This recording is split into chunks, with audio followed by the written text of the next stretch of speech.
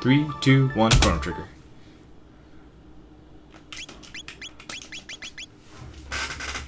So, this game is somewhat similar to FF5 in the sense that there's going to be a lot of RNG manip. Well, there's no step count because this game doesn't really have tiled encounters, but there is going to be a lot of RNG manip. So basically everything in this game is manipped to a certain extent.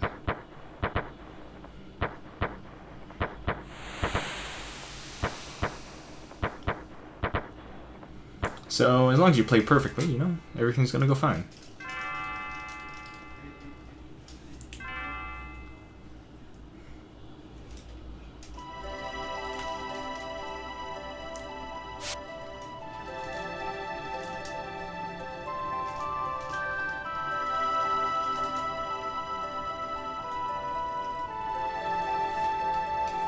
Yeah, we renamed the characters to one letter because frames, you know?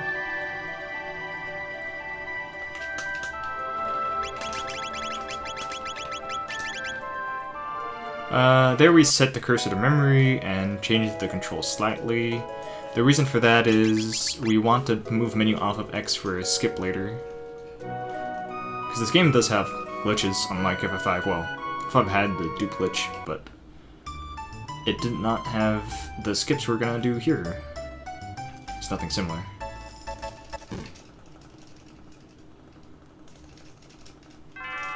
Yeah, so basically Lavos shell skip to get out of the way is basically a skip to skip like 20 minutes of the final boss. And there's reasons we don't do it, mainly because of how luck-based it is and, you know, historical stuff. But today I'm going to be doing LSS, which means you're going to see the entirety of the final boss. Get an interesting boss fight that's somewhat challenging.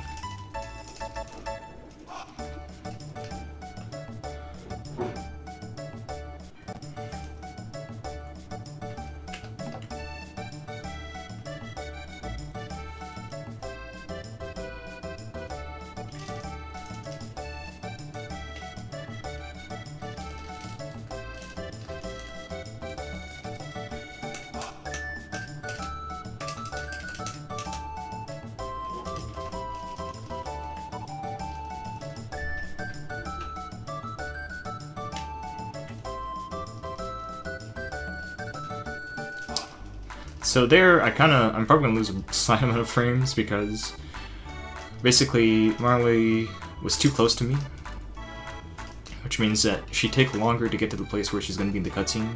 There's like a few things like that throughout the game where you sort of move in a specific way to be in a specific position before your cutscene triggers, so that when automatic movement happens, well, you're closer to your destination. And since most automated movement is walking instead of running, well, running half the way is faster.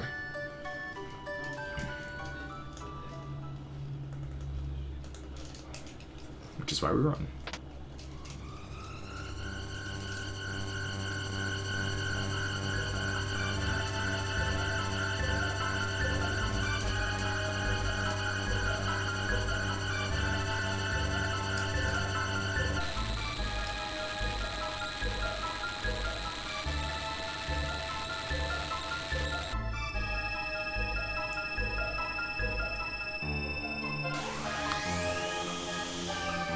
There's supposed to be a black bar at the bottom of the screen that's actually normal, actually, if that's the problem. Because that's actually just a part of the game. Like on the world map, that's going to be filled in. If people are complaining about that, I don't know exactly how it looks.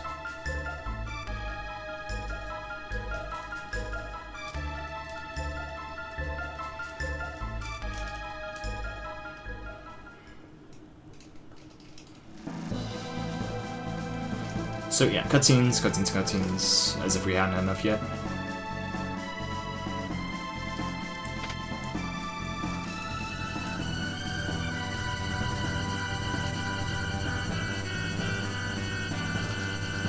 So, I guess we'll talk about what I did at the beginning of the game. So at the beginning of the game, I deleted my saves, and that's so that I could load the game as fast as possible. So basically, RNG is seeded by your load time, roughly though, so there's certain windows you have to be in.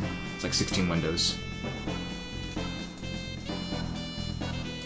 So, we want the first window here. So, now we're gonna play a game called Guess What Number I'm gonna hit for. I'm very good at this game, I warn you. Well, my notes are good.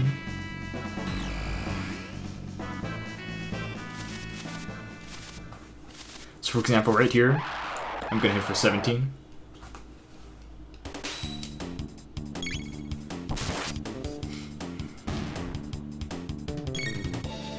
Then I'm gonna crit for 32.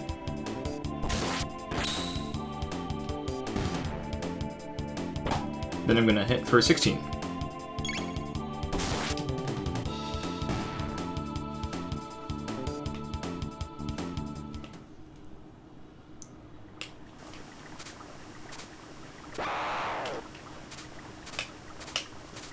That's bird skip, so by being on the right pixel, you can run up against that fight and skip it, which saves time and keeps us on RNG.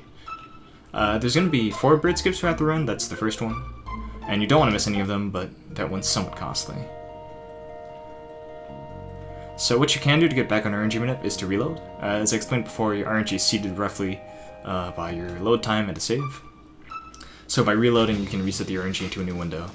There's no reloads where we like specifically reload to get off the RNG we're currently on, but there's times where we take advantage of the fact that we need to reload anyways and set it up.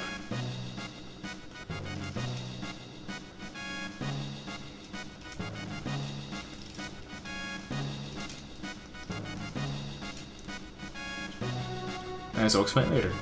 So, not much going on here now. I guess I might as well explain a bit more about RNG manip. So, the things we can manipulate are basically everything. Yeah, we can manipulate everything that happens in battle, including crits.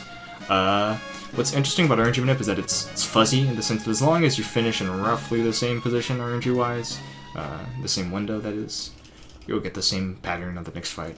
What is very precise though is crits. So, for example, before boss fights, you can sort of be lenient between fights and make mistakes, but the fight before a boss fight, you absolutely need to get it like perfect.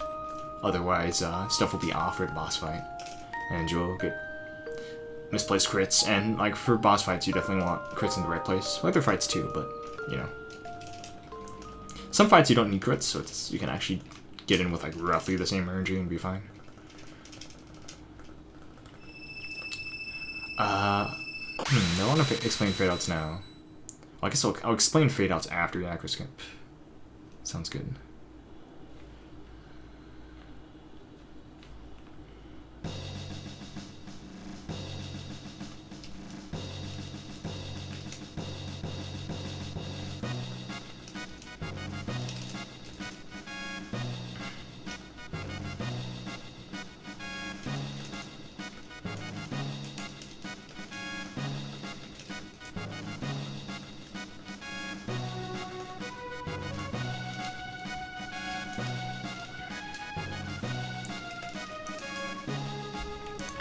Sometimes we'll do special attacks to sort of, you know, manipulate the RNG to go in a certain way, but for the most part it's just a matter of doing the same thing every time to have reproducible results rather than trying to aim for specific results.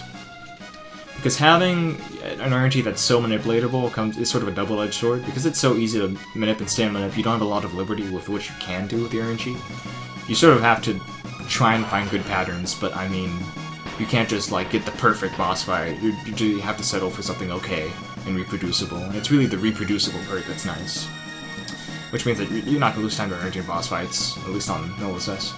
There is RNG in 100% other categories, because some things aren't tied to the RNG. For example, random in-game events aren't tied to the same RNG as battles are. So, we can lose time to those. But for the most part, the run is just skill.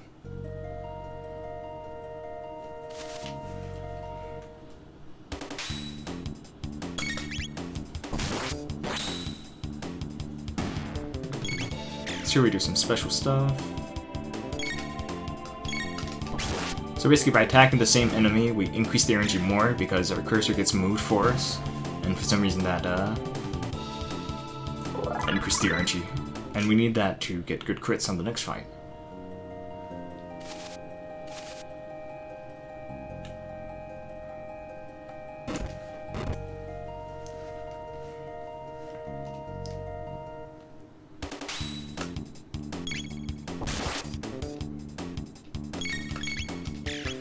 Same principle here. So we're good.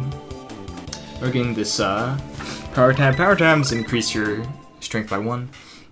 We just need a couple for helping Chrono. The main thing is that we want him to be able to do 60 damage with the Cyclone in the prison. So that's sort of the goal we need for the beginning of the game.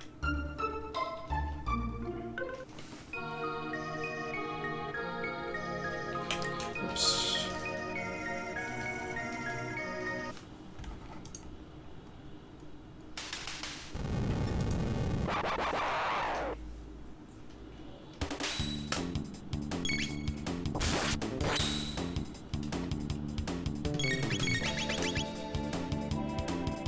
Thanks to RNG, we can flame roll these 2 gals as well. It's very hard to be able to get all 3 of them in one attack as well. And they also have a bad habit of casting slow if you're not an RNG.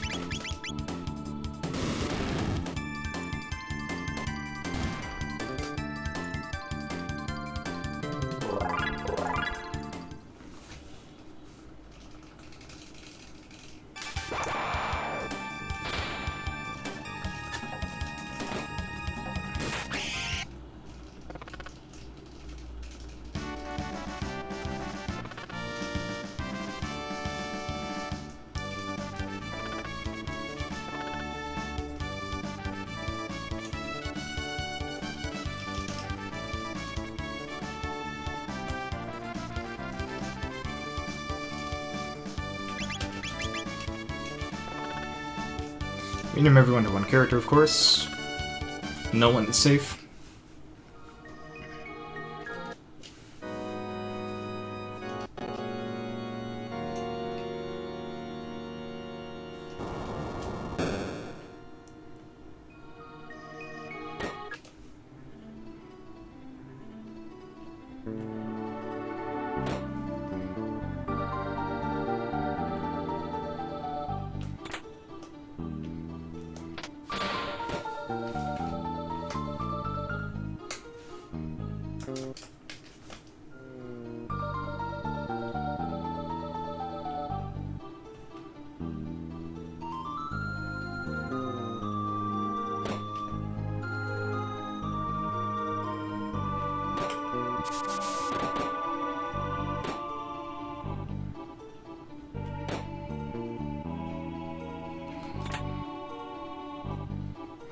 So there, get the hero for the very last boss in the game.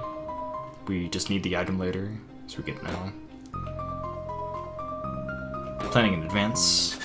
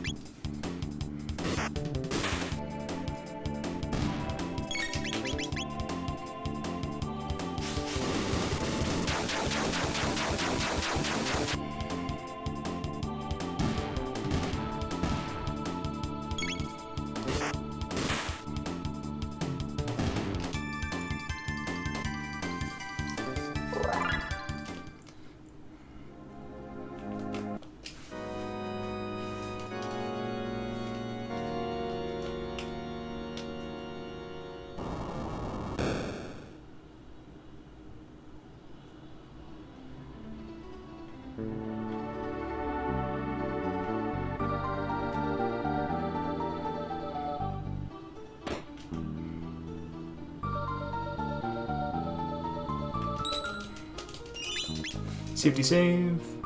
So now we're gonna do Yakra skip. So what I'm doing is delaying the arrival of the menu. Come on. Doing other stuff that I'll explain later.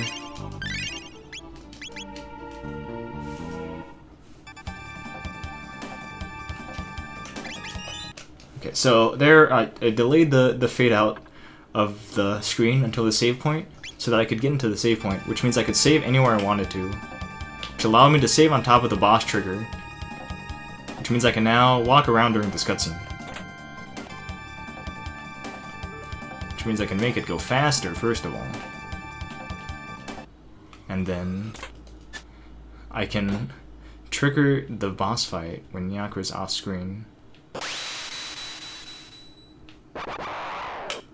Which means I win.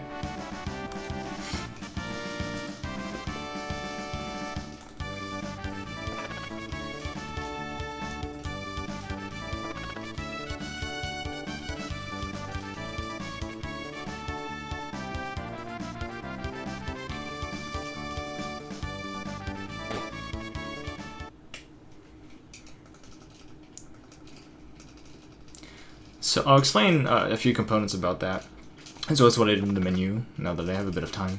So basically the way the fade glitch works is that by repeatedly opening the menu, you can sort of delay the closing of that fade out and reset it every time, which allows you to take it places, so to speak. So when you take it on a save, what happens is that the game says, oh, you're on a save, and then when you leave the screen because of the fade out, the game doesn't say, oh, you're no longer in a save. It doesn't register that. So the game still thinks you're on the save when you enter the next room, which means now you can save anywhere, because the game's like, well, you're on a save, so you can save. Yeah. And that allows you to save on top of boss triggers, which is nice. Some bosses can also be skipped just by fading out, because the game says, oh, you triggered the boss. Oh, but you need to leave the screen. Okay, so I'll exit you out of the screen. And then you re-enter and the game's like, oh, well, you triggered the boss, so you must have beaten him. You know. And the other thing is the de-equip glitch. So the thing I did with Luca there is I removed her equipment by pressing R and up at the same time, and then moving over to her. So what that does is that gives her a lot of magic defense and attack. So she's going to be doing a lot of damage with her fire attacks soon enough. And eventually we're going to be de-equipping most of our characters. The only disadvantage is that it removes a lot of defense from them, but we don't need that for the most part, and besides we're not going to get good enough armor until very, very late into the run to actually need defense and armor in that slot. So we only need defensive capabilities for one boss.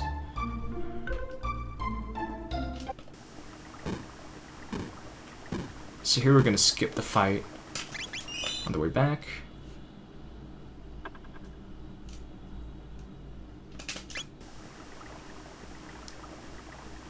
This time it's a lot easier to skip him.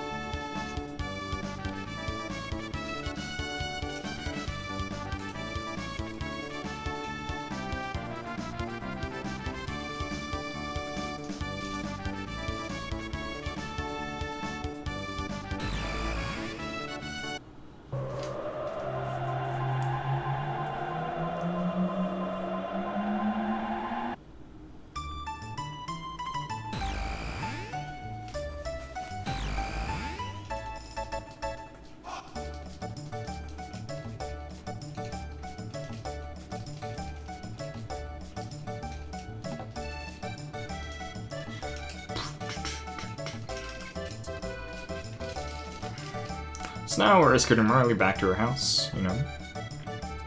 Fun beans. Oops.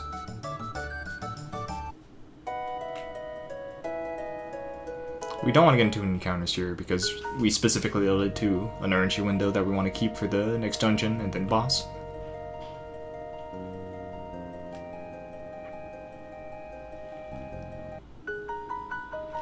Now we enter the trial.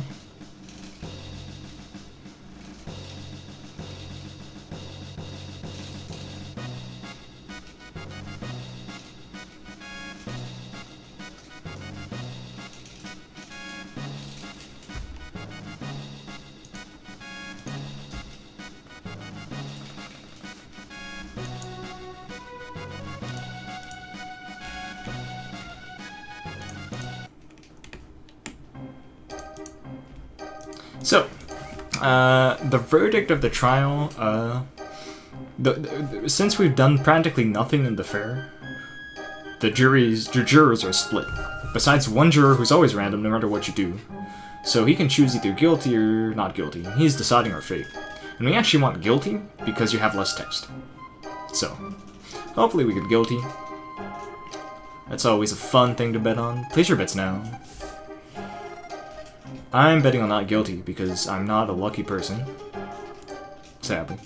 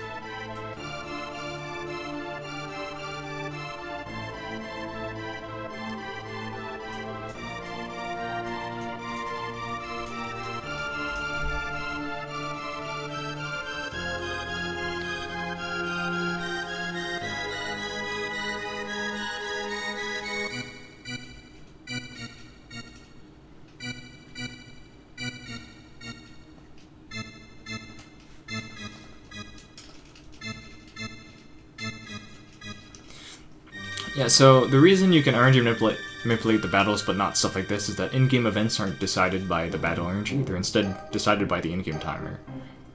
So unless you can play frame perfectly, you can't actually manipulate this. So we're getting not guilty, by the way, because of the second juror. So yeah.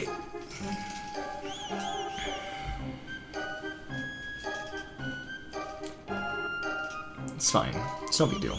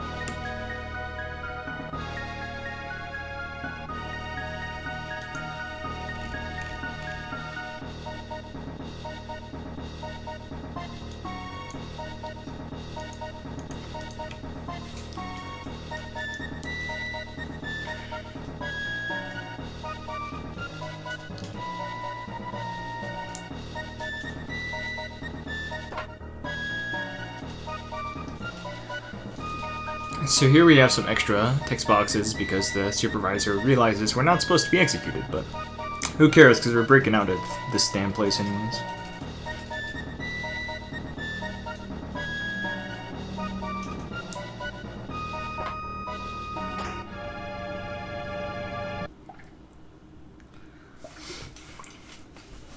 So let's drink some coffee.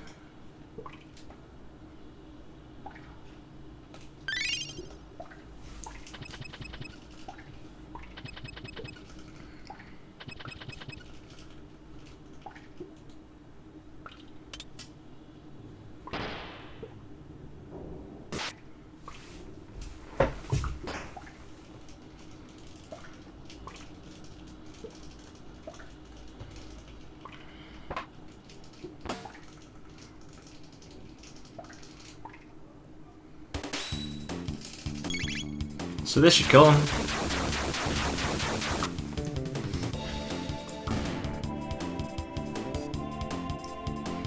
Getting saved by Luca just takes way too much time. So we take stuff into our own hands. So we're gonna do a fade out to skip a fight.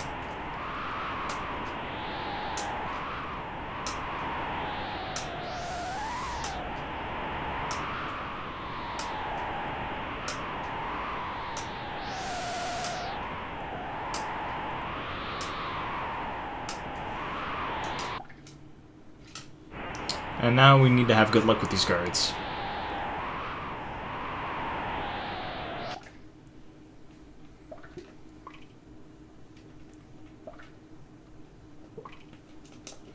First one's okay.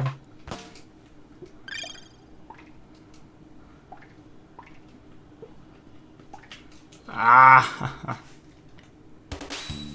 Bad luck. Oh well, there's a backup for this part though.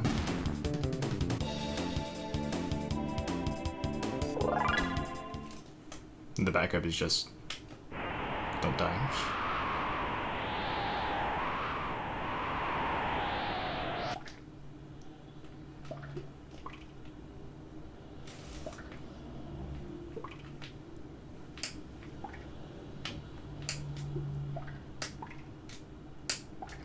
So now I'm going to be Alpha RNG for this fight.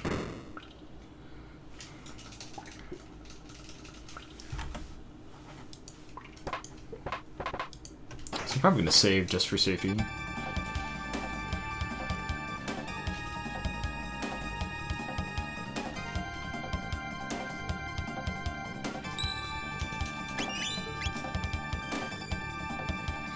So I'm going to have to win this fight now. Oh well. It's not a big deal.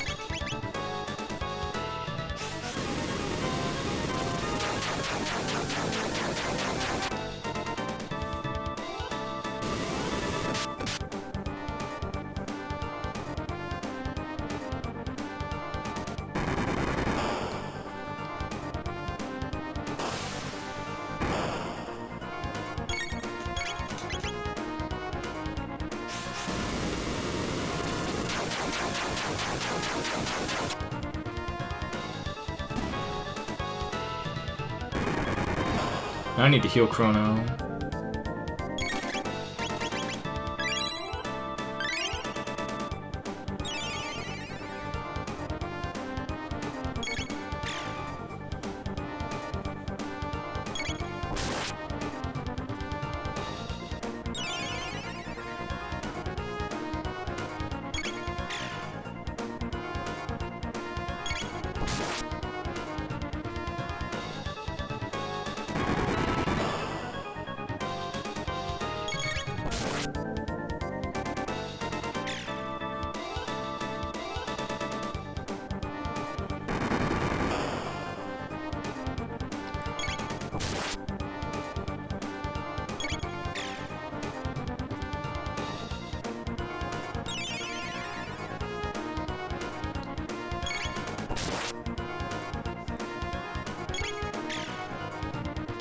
Die, please. So that's the backup fight, if you're off RNG. So, yeah. You lose about a minute. Oh well. It's no biggie.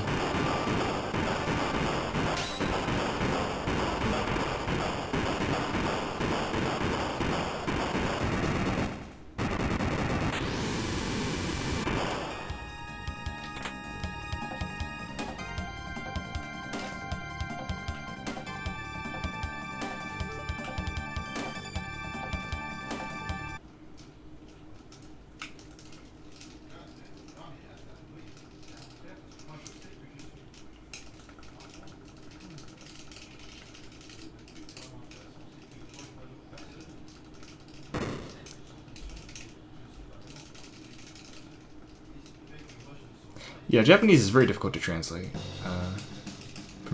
for many reasons.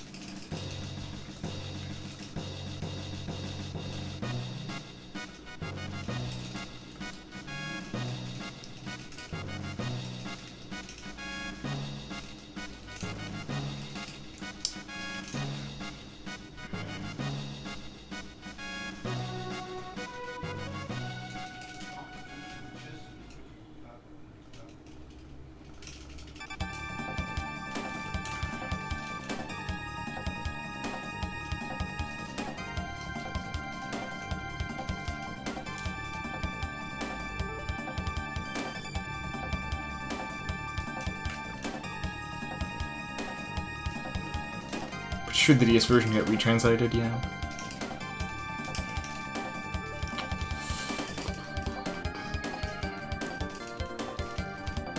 The future has some fun movement. It's less critical since I'm off RNG because after D-Tank anyways, because I got into that fight. So, otherwise you'd really want to avoid getting into fights to be able to stay on RNG. But in my case, it's too late, so... I'll get back on RNG soon enough anyways, so... I'm not too worried.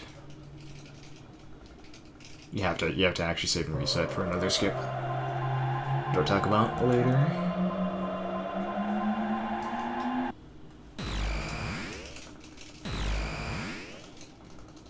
Yo, thanks too.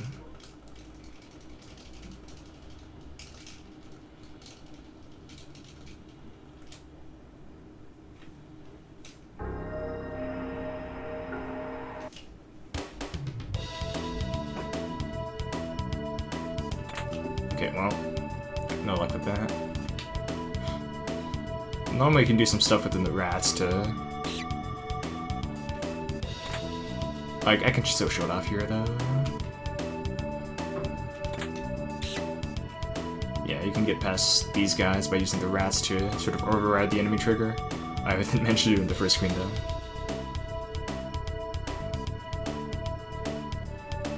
It's fine.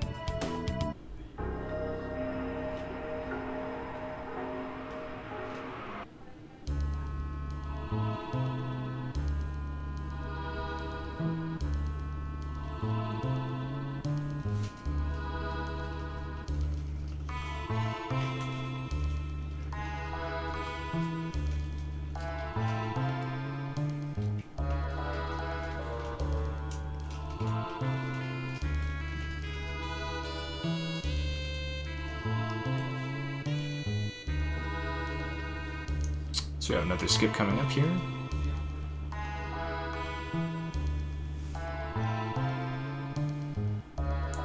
This time we're just going to be doing fade outs to skip this boss. And this is why you have to change menu off of X, because X starts a fight in this room. For some reason. Like there's robots that appear.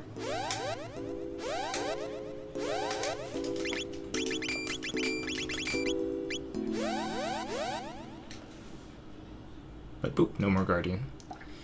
Easy skip.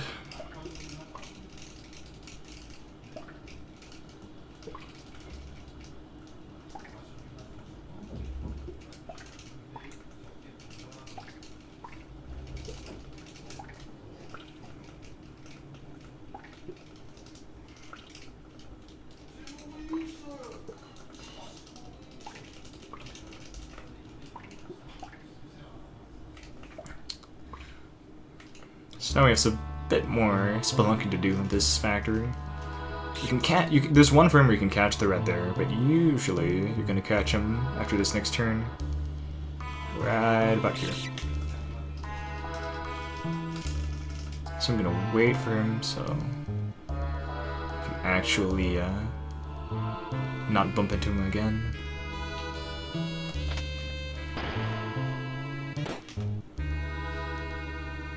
I'm gonna go for a quick bug, cause why not?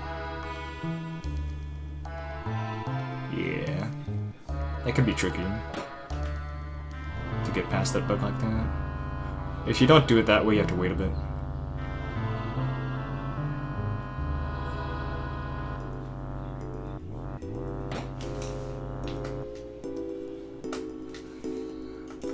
So the thing about fade outs is that a lot of times you want to do it the least amount of fade outs possible. Oh yeah, so here we also use the fade outs to skip the first half of this cutscene, which is nice.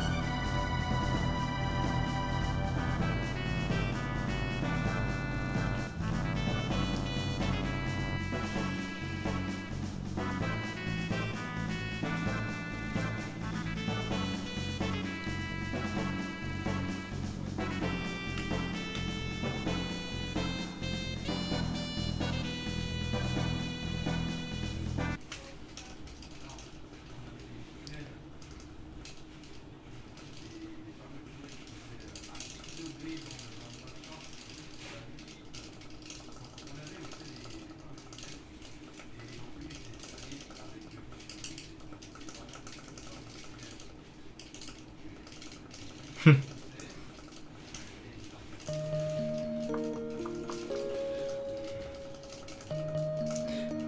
I'm going to use the shelter earlier than I'd like to, because I'm low on health and I want to make sure I have full health for a fight that's going to be alpha RNG, so that no one dies, because if people die, that's bad, for many reasons.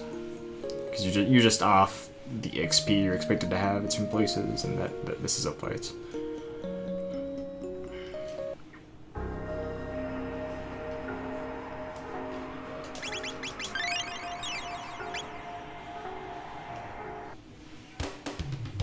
Thankfully you can shelter on the world map.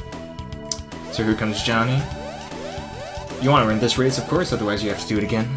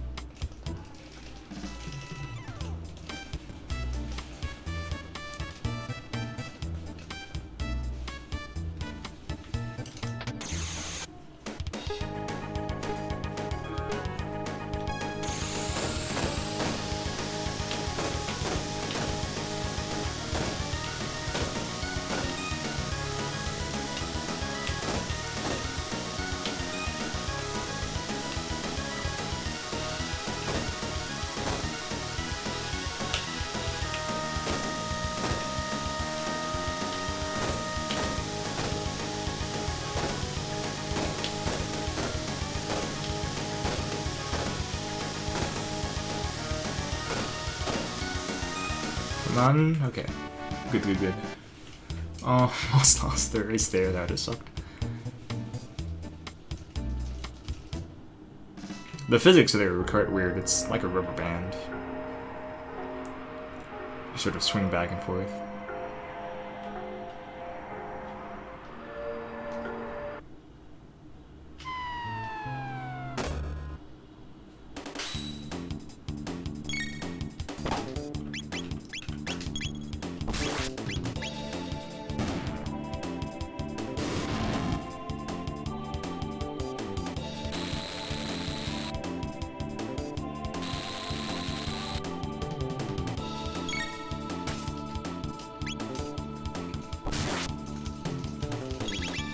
Oh, shit. He didn't die. That sucks. Hopefully someone can kill him before he gets another attack in. Okay.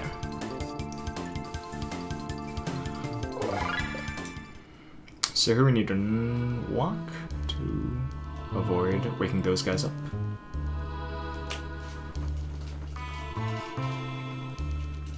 Yeah, the thing is that doing well in the race actually speeds it up. So the more you get bumped from behind, the faster the race ends up going, actually. So you actually want to perform well, because usually that means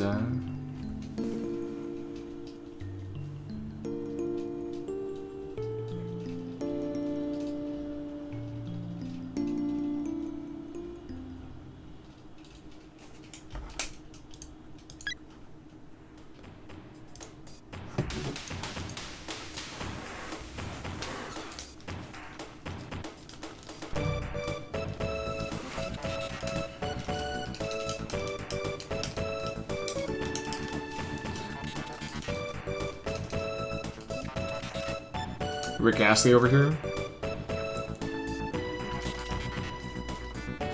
When a stranger's to love, I know the rules, and so do I. Oh wait, no. Yeah. I don't even remember the lyrics to that song.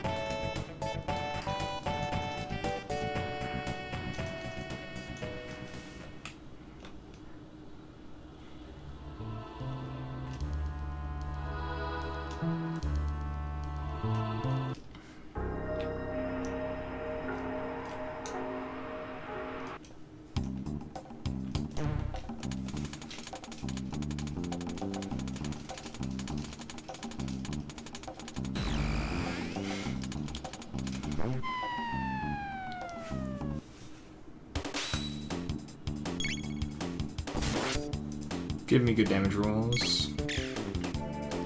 Normally you just get crit here and oh. Like that. So the next fight here is actually not manipulatable, even if you were on RNG, which I'm not.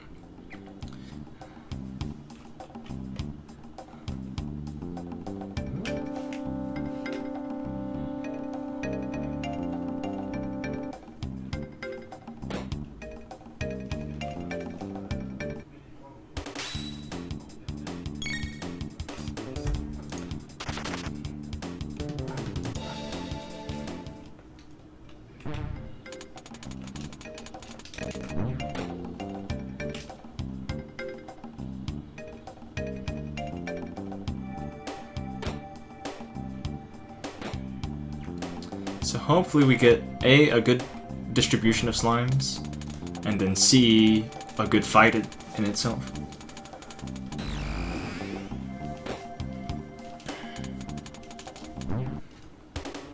You... okay.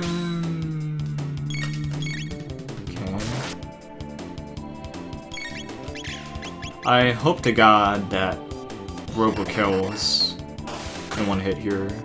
Okay. That's like the only thing I can really do at this point.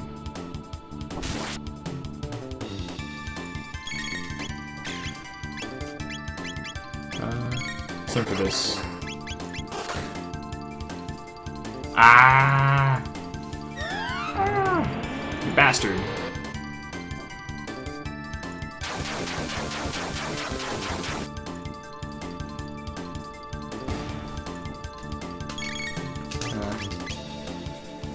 Maybe I should have waited with Chrono there so I could have cycled more. But oh well. Do more damage, please. Please, dude.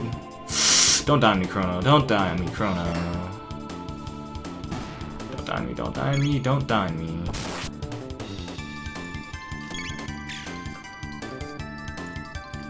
Oof, okay, okay, okay. I was scaring myself there. I should have healed. In all honesty. I need to get this chest as well. Forgot to get it before. I need to heal twice, dang. They really messed me up there. That was not the best slime fight. So fun fact, you can just hold all buttons to do this password.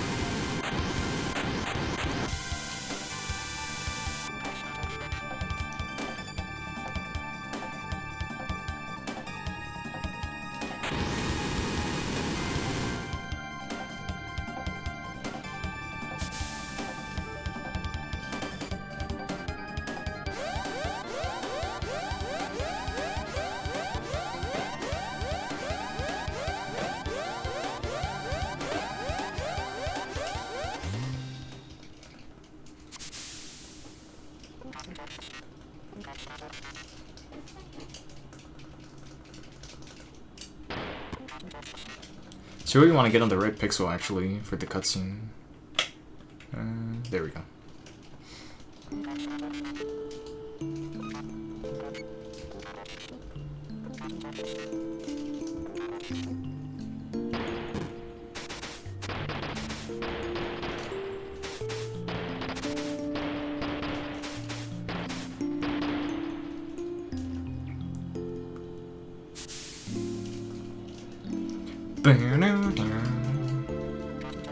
So sad, dude.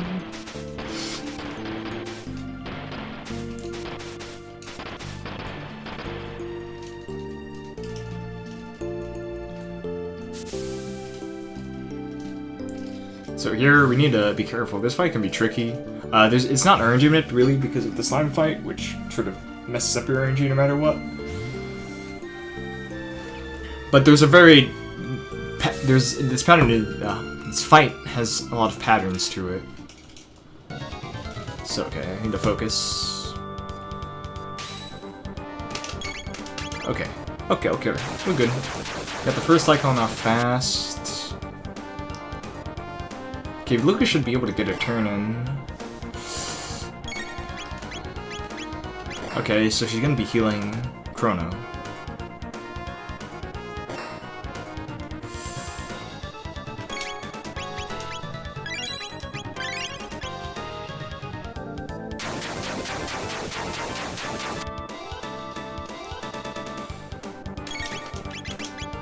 Okay, it was fast enough. So the reason you do it this way is to avoid attacks, basically. So now they're gonna get these 3 attacks off, but since I healed, I'm good. I'm not gonna die.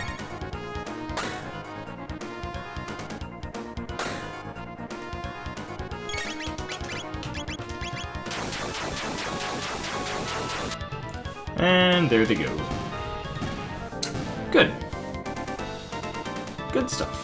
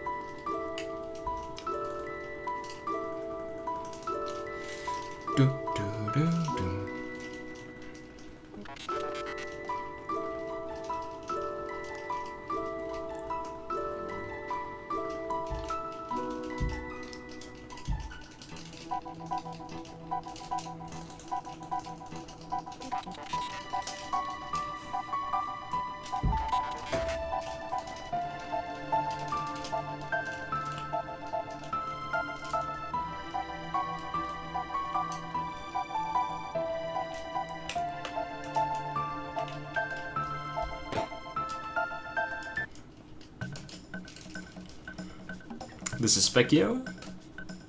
So he's gonna make us walk across this place. We're gonna actually cheat a bit because the hitboxes for this thing are earning the corners and the door.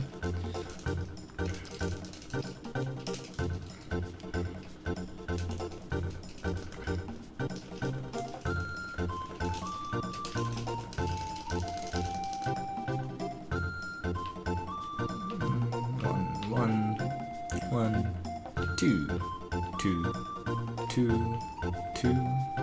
3. Perfect.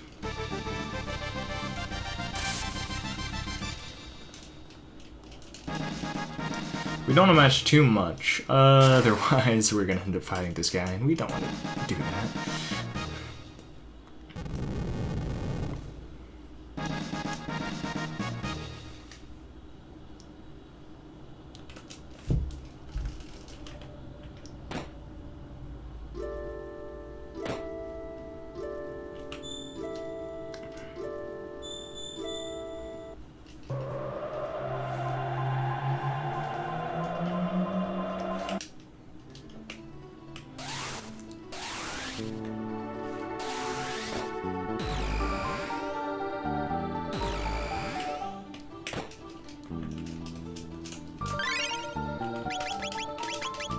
So this is a trick called Cake and Dash, because you eat the cake and then you dash.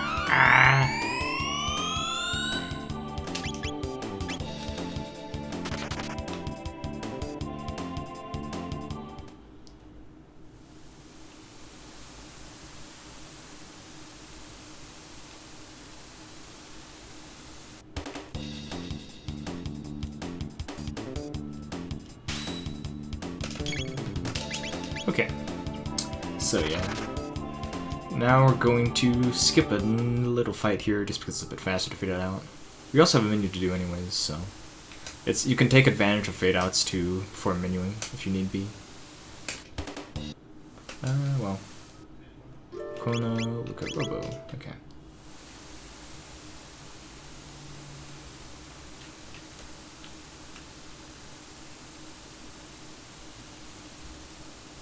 Boop on Snoop. So now we're gonna skip another boss. So this is a bit like Yakra skip.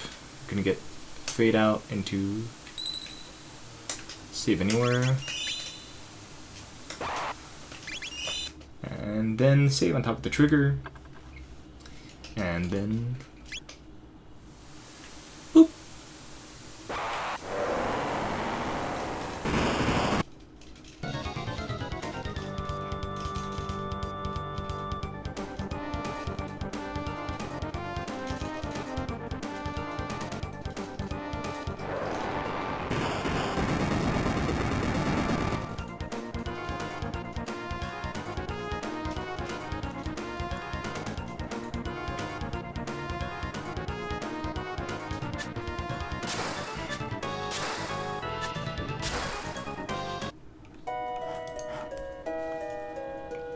So this point we're just advancing the story. Here we're going to do a trick called End of Time Save Anywhere. So it's the same principle of landing on a safe spot whenever you're going to exit a place. But we're going to basically be using some of the same tricks that are eventually used for Lavos shell skip if we were doing it.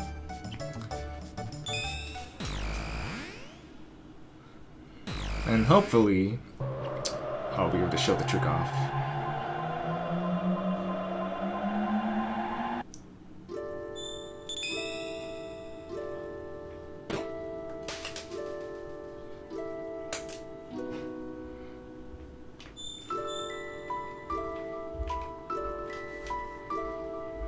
Oh, no, it's here.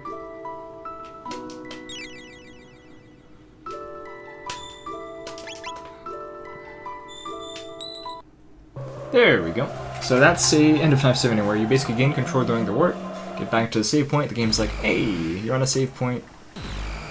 Still, you can save anywhere. So now we have another bird skip to do. This one isn't very important, but I got it anyways. So good. And the reason we want save anywhere is to be able to skip another boss. Fun stuff. Yeah, I used to hold world record for this category. At the moment, Red has it. But I still have the record for 100%. Which isn't the 100% you'll be seeing, because Pixel's going to be running glitchless. Well, yeah, glitchless 100%, which is a bit different.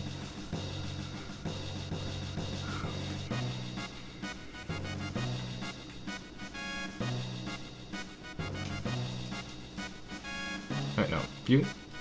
No, you. Wait, oh no, I forgot to go to the bridge. I'm dumb. Well, classic mistake. Classic. Oh, man.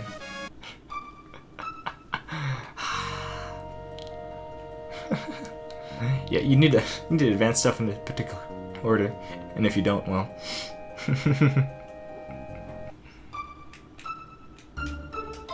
The run's okay. I've made some dumb mistakes, but oh well. I'm somewhat rusty. I'll be happy to finish Underestimate, really.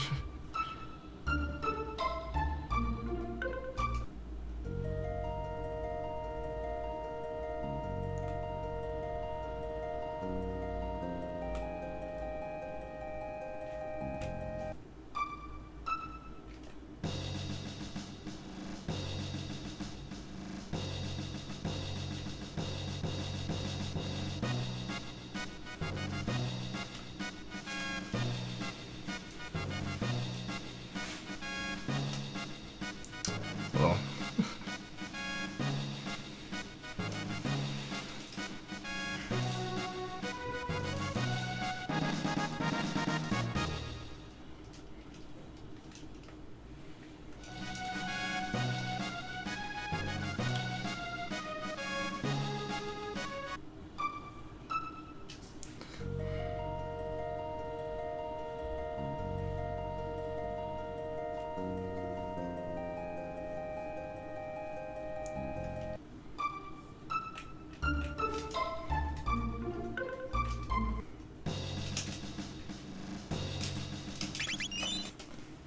So that's the first part of the skip. We have one more trigger.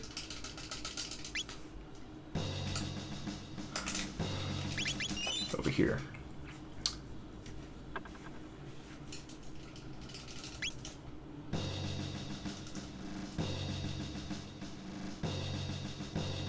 And no more's on board.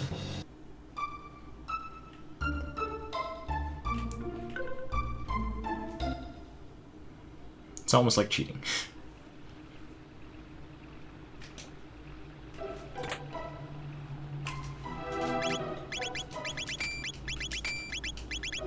Wait, no. Oh, I forgot to...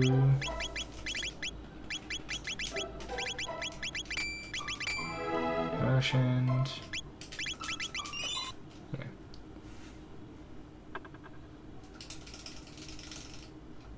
Okay.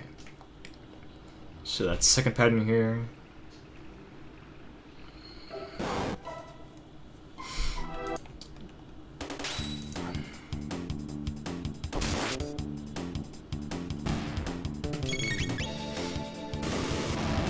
Now you have to use a special glitch that I triggered back an end of time to be able to save anywhere. And it'll go away as soon as I enter a screen that has a save point in it.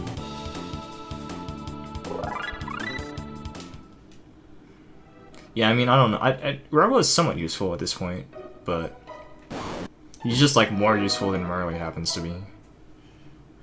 It's really the reason.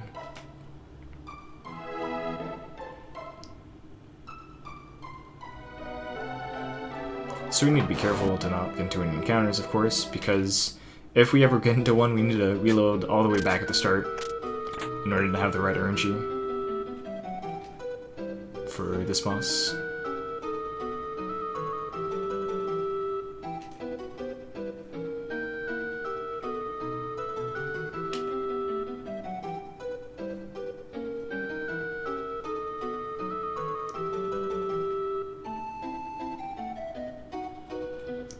And being able to save anywhere allows you to save over boss triggers.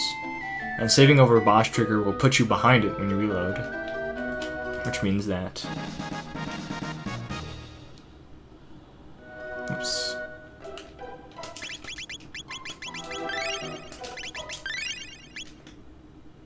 Oops.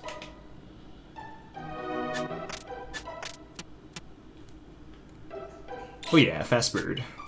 It's a neat trick that sometimes happens if you have precise movement. There's a lot of bugs in the SFC version. The other one we're using is what's allowing us to do so much magical damage, and that's called the de-equip glitch. And that's where you can use a small glitch to remove all equipment from someone. And when that happens, equipping nothing is actually a decent item in terms of magic attack and defense. So we use that to gain more magic offense and defense. So now we have this fight. First phases can be tricky, but should be fine. around the red RNG.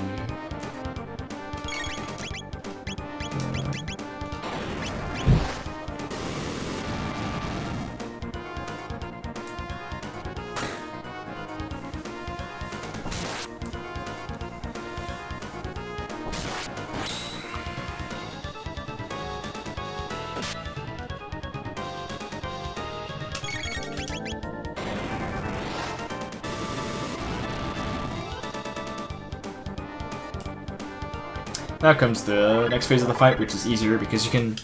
One neat thing about Berserker, which we have in Chrono right now, is that it allows you to sort of just wait for things to happen in the fight, which makes following RNG a lot easier because it's sort of just paint by numbers. Whilst in the other fights you have to have good timing and be quick enough. But here, you can just wait till Chrono does stuff and react to it. Well, not even react, just sort of read your notes. So I know Chrono's gonna attack twice, and then I can Fire Punch. So I can take my time during this. We won't even get to that point in the story. Since you can kill Lavos at any time, this is basically, as soon as we're able to kill Lavos, we do it. So the main thing for that is being able to have the green dream, which I'll explain once we get it, why we need it.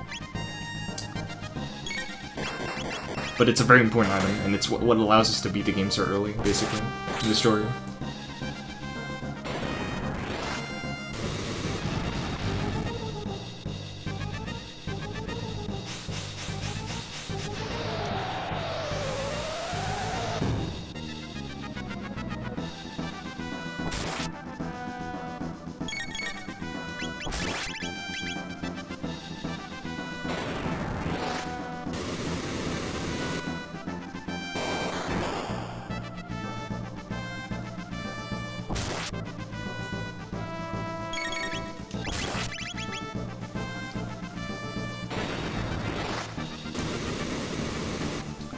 So you're almost done with this fight. Attack Luca.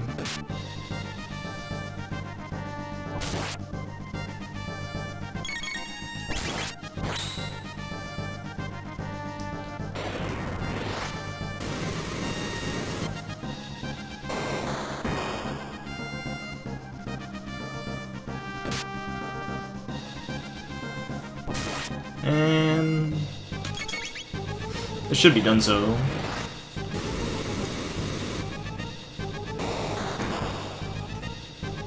Yeah. Good stuff.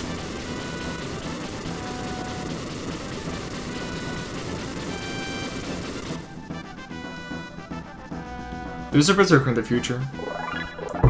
But we'll be getting that one too, because having multiple ones is nice.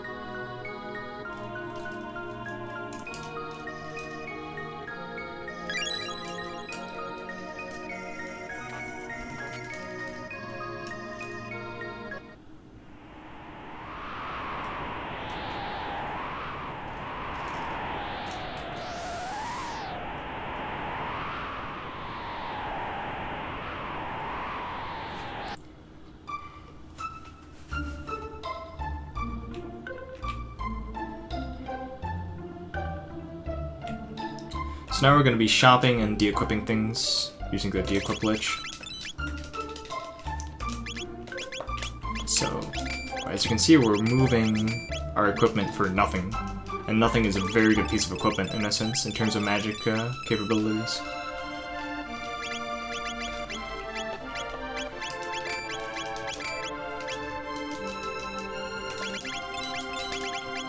What is it? 21...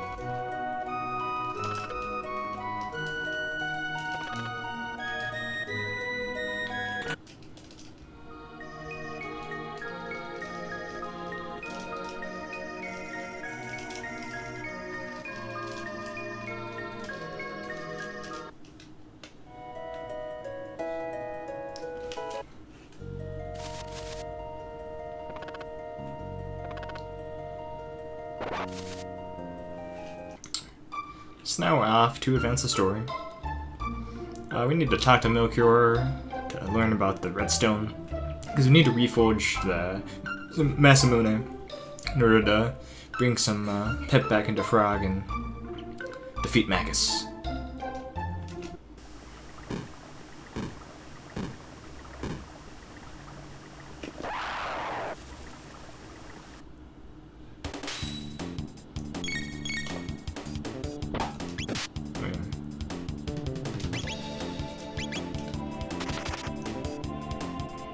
Yes, you can open the menu to run away better by basically stopping the enemies, but still incrementing the run counter, and I forgot to do that. And I got it, which is fine.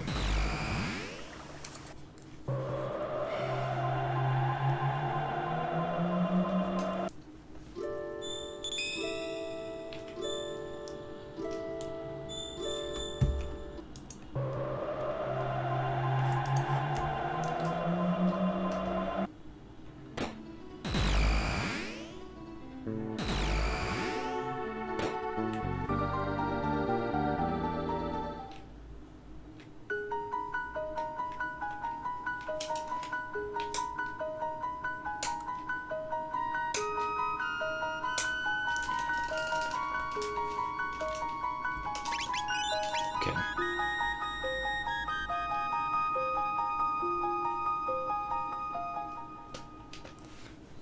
So, I didn't get the visual confirmation that I had actually talked to Melchior, but saving it, I knew that I advanced the story enough because of the title. So... Magus. I thought it was pronounced Magus. Magus.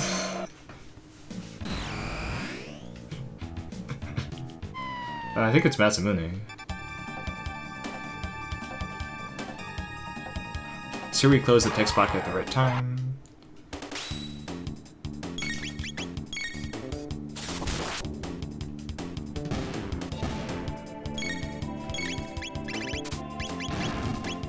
Ah. Okay, I was super late there.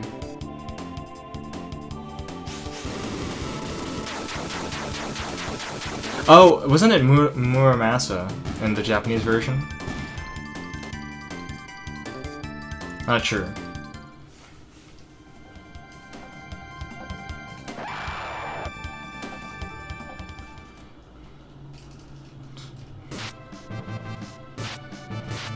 We're going for the profit ending. That's the one we're gonna end up doing, but I mean, yeah.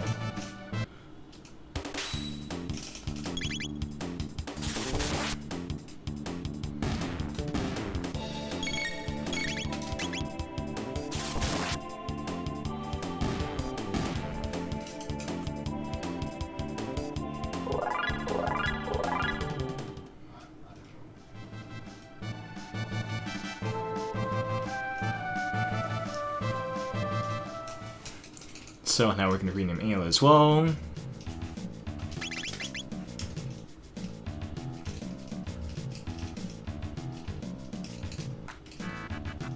AKA Bela.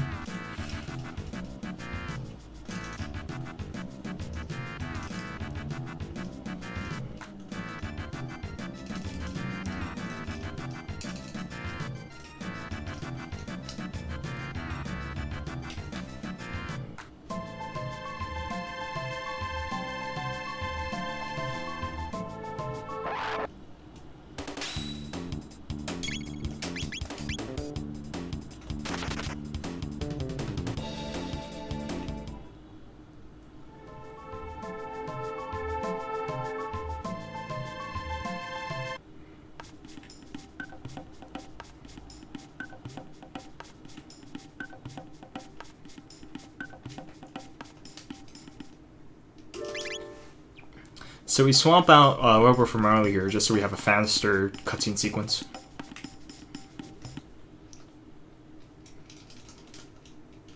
Thanks, Brian. Appreciate it. I got mean by other things though, don't worry.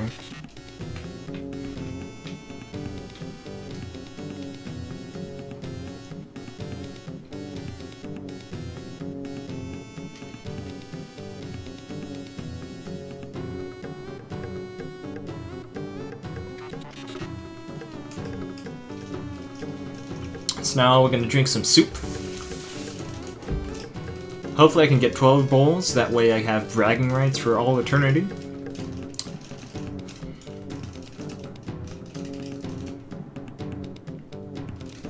This is 100% soup, of course, not anything else.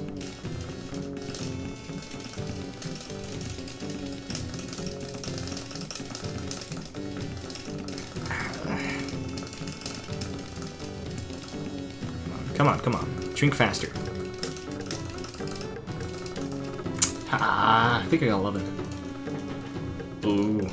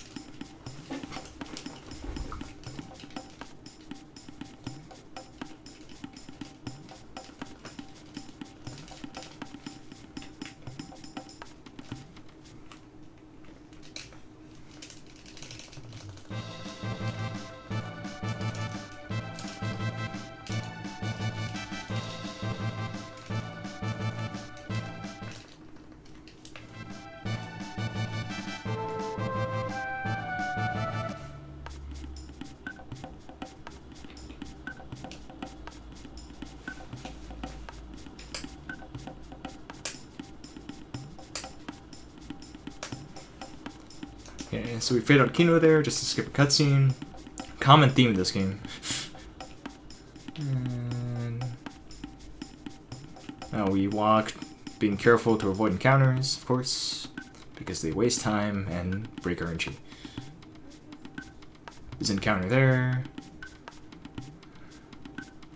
There's one here. I think there's one there. And there's one here that we avoid, like that.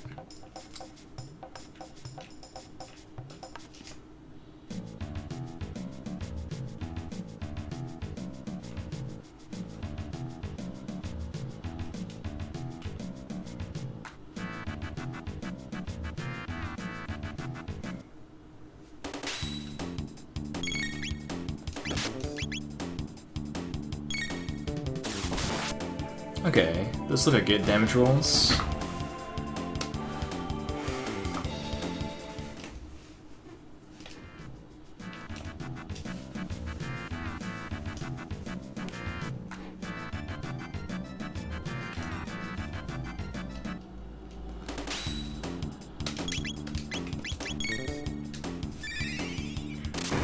So, dinosaurs are weak to lightning, and that's a secret to killing them.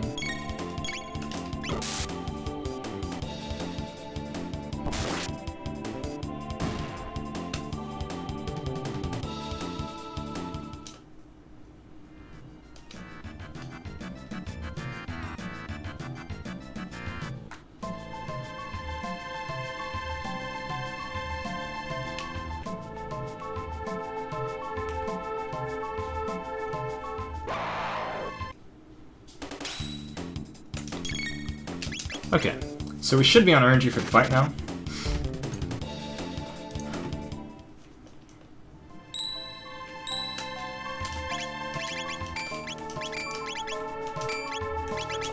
We shelter now.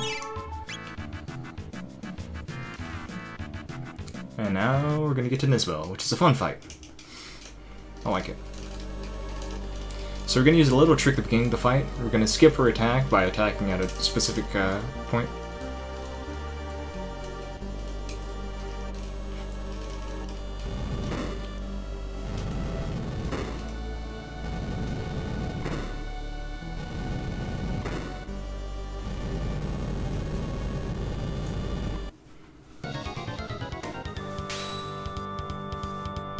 So, right about now. And this should skip his attack. Or her attack.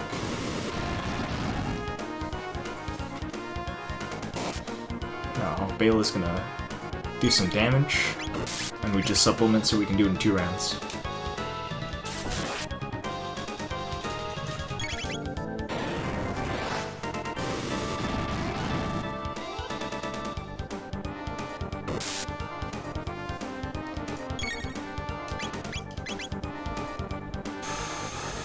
we're not going to take much damage thanks to our equips.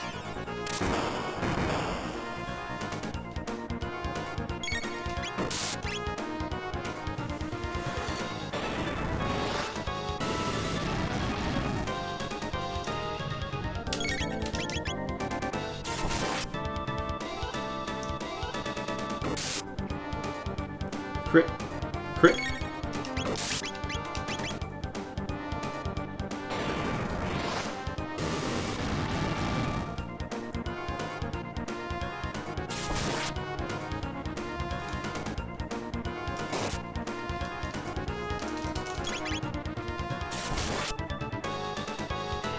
Boom. Good job.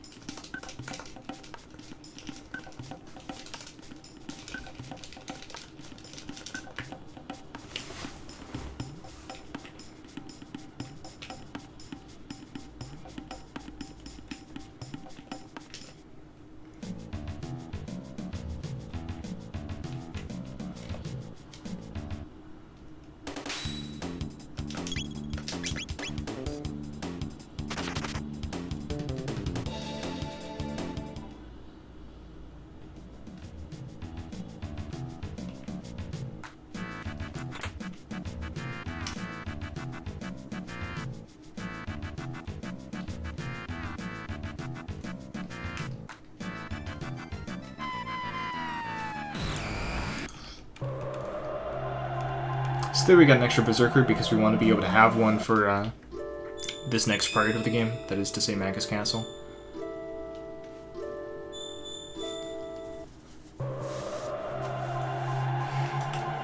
But first we need to forge the Masamune and skip some cutscenes.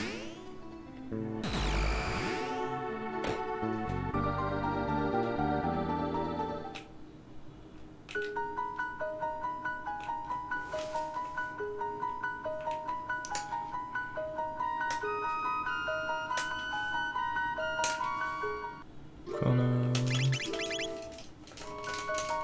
Okay, so that skips the first part of the cutscene, and now we can let him do his thing. So we swap Robo out because we have less text here. Pushing against him makes him speed up.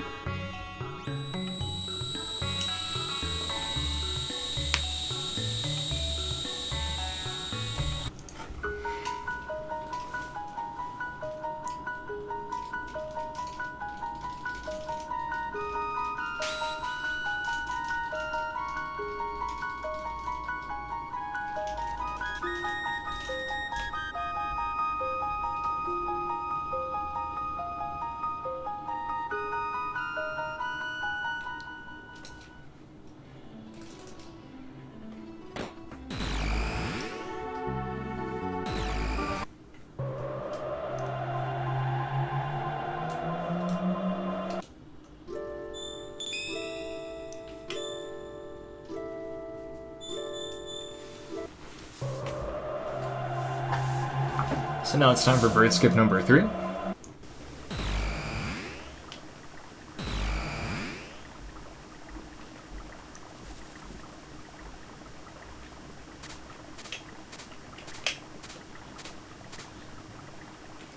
Oops.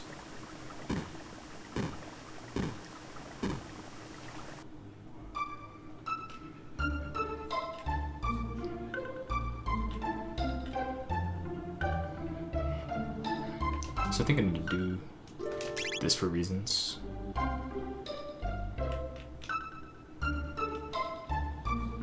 just for me having the same menus as I'm used to, because I messed up the last one. No! It's a 1 out of 4 chance of a new appearing every time, so you should get about 1 new every run. News are good luck. And now it's cutscene time. It's just like FF5, eh?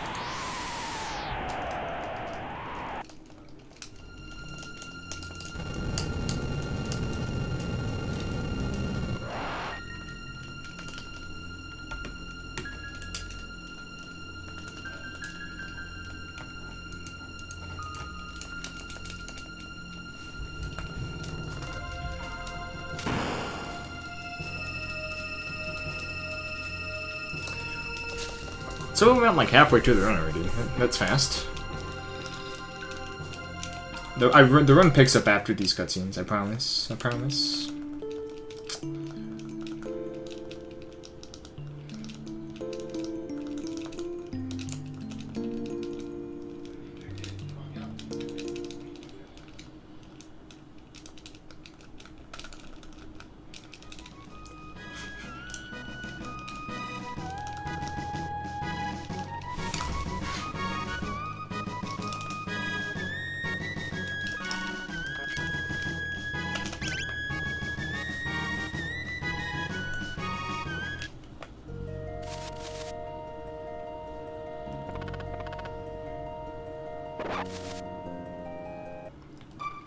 Should still be on RNG2, which is nice. I'm still probably going to save before the castle just in case, but...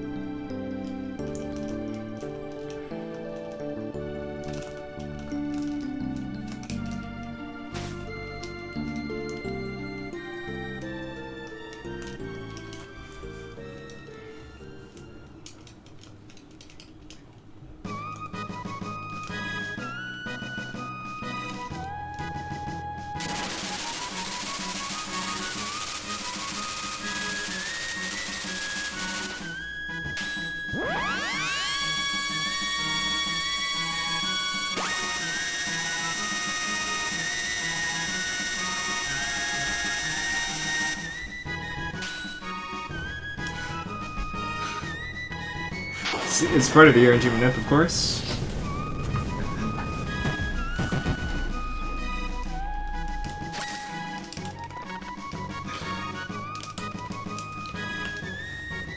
Okay. Let's go. These guys should hit for 19.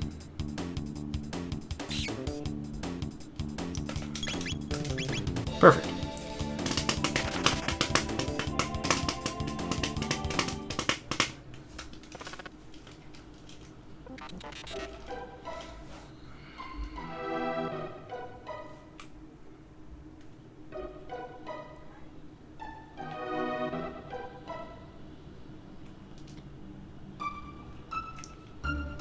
Might as well save, yeah, just in case.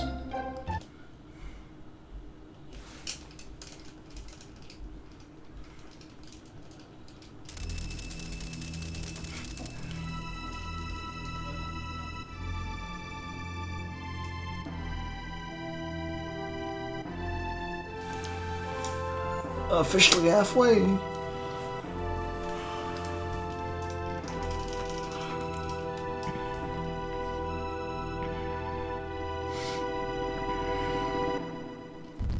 I love the music here. It's really nice and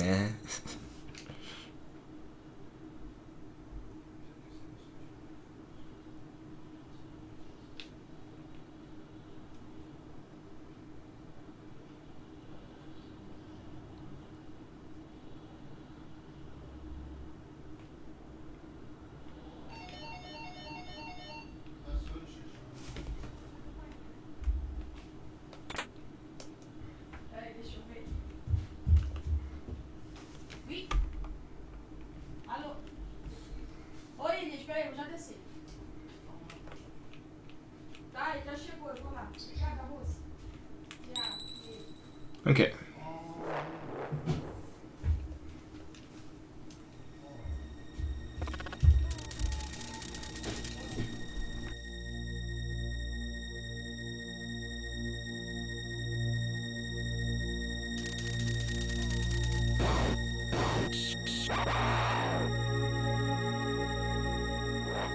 So we're gonna use Crimson Roll to kill all these guys. Once the game lets us, of course. Oh, Crimson Roll. Rocket Roll. That's what it's called.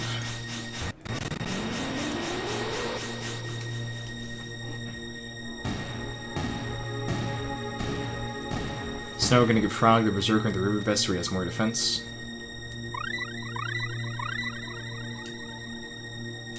And Chrono the Powers card. And remove his helm so he can resist magic.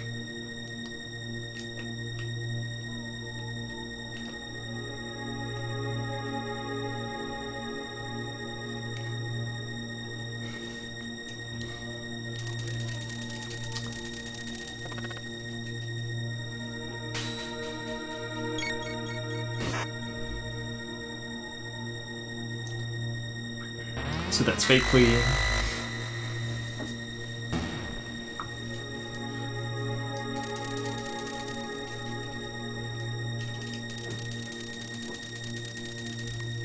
And now for real Flea, we're just gonna watch Frog do all the work. So, for some reason, Berserk and Frog attacking confuses Flea, especially her AI, and so she gets stuck in this sort of loop where she doesn't actually do anything. There's exactly one X strike in the ring.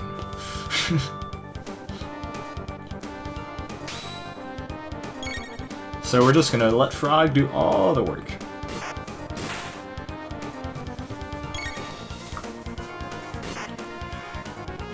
Whilst Flea does nothing.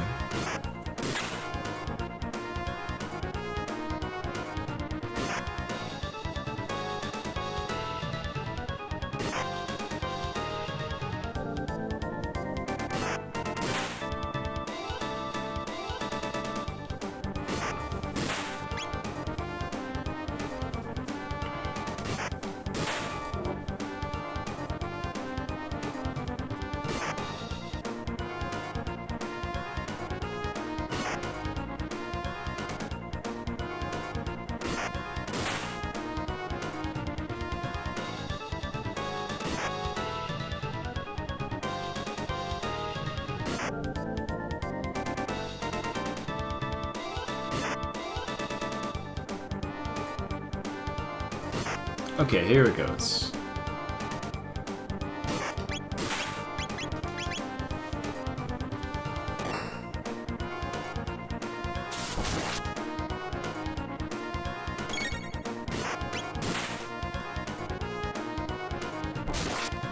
Easy boss.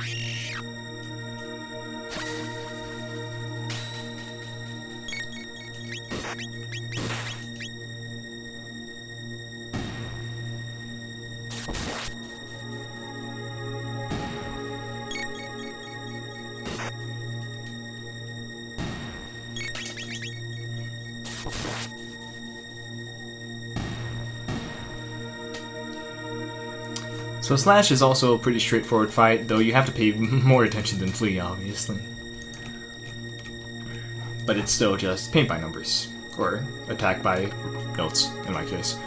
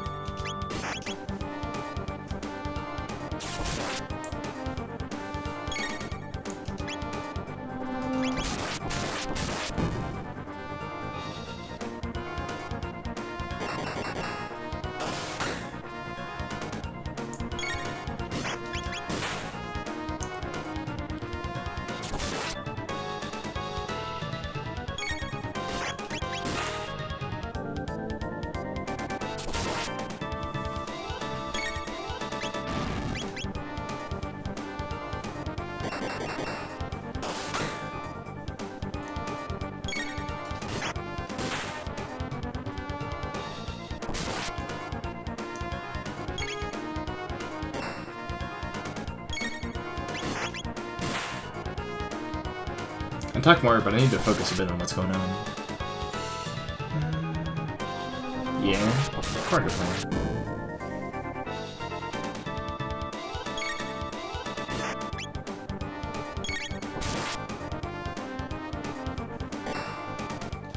And Frog should kill the first phase with this attack. There we go.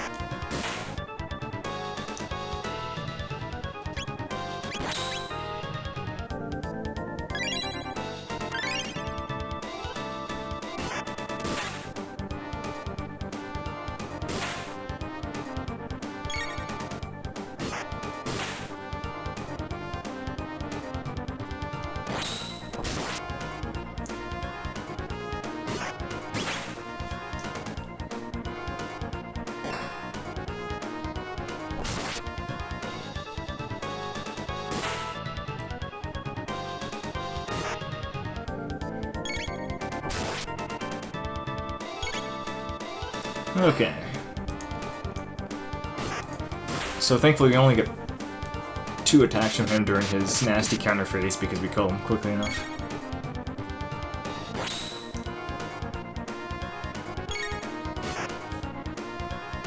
And there's Slash.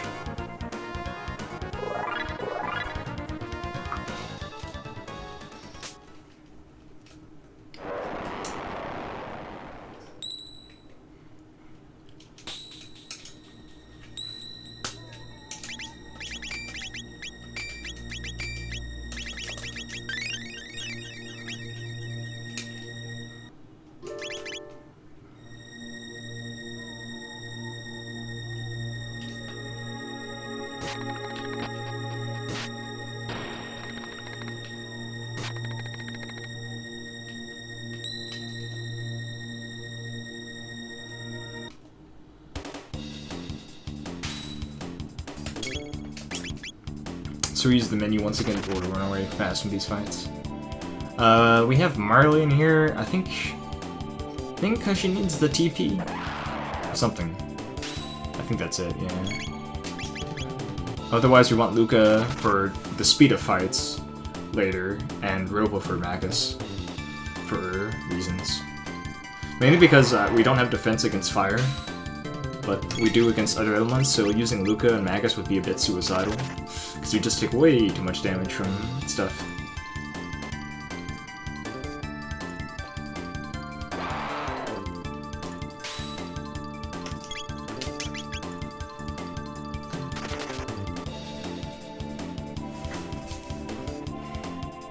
So ideally we want to not take any damage, because that way we can avoid sheltering.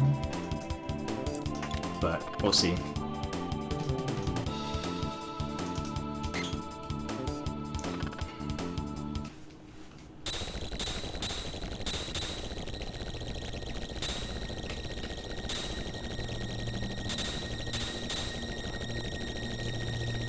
Oh wait, no.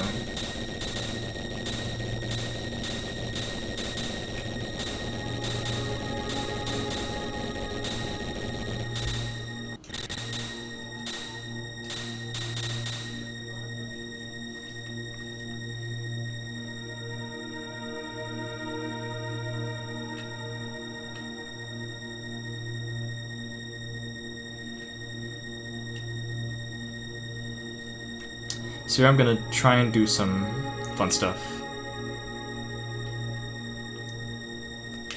with these guys.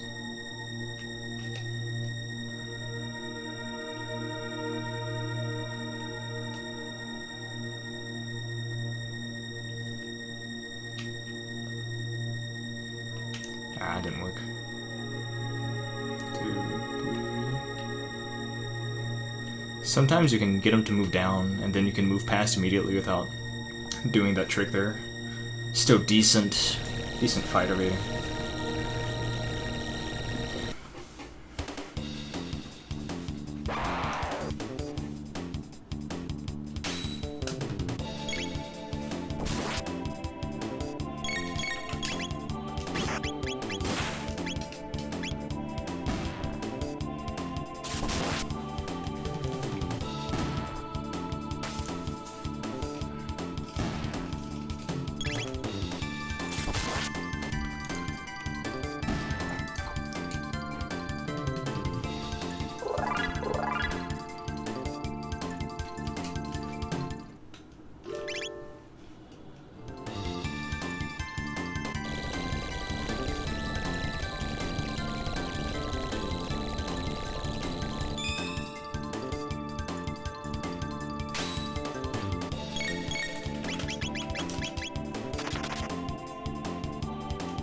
So, get ready for the only X-Strike in the game.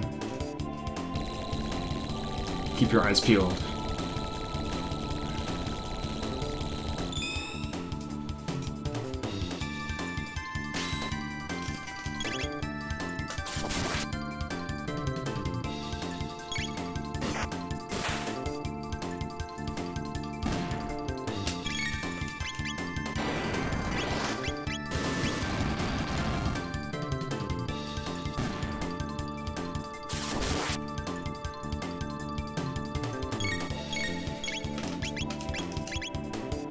shebang.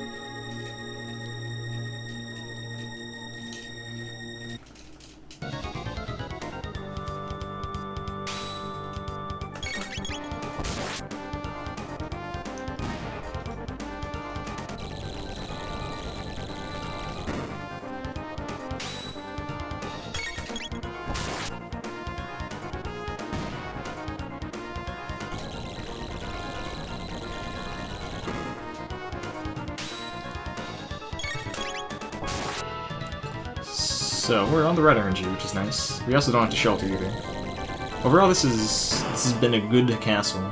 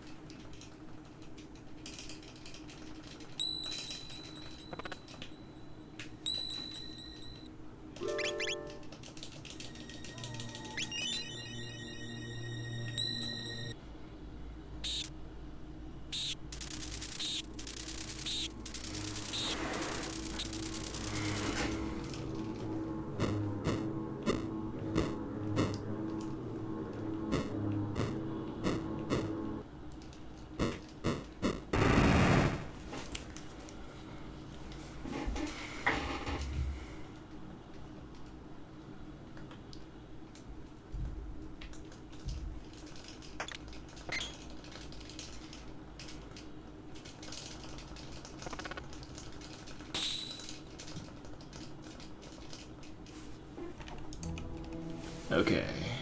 Magus starts. Magus is hard after the first phase, but it's gonna go fine. The beginning is easy though.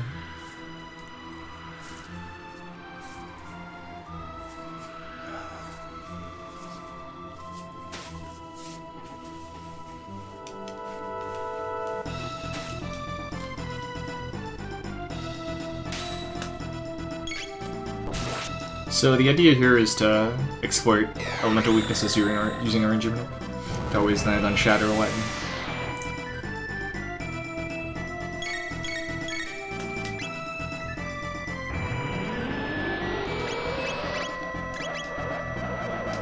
I actually messed this up. I actually need to reload, because I should probably reload actually.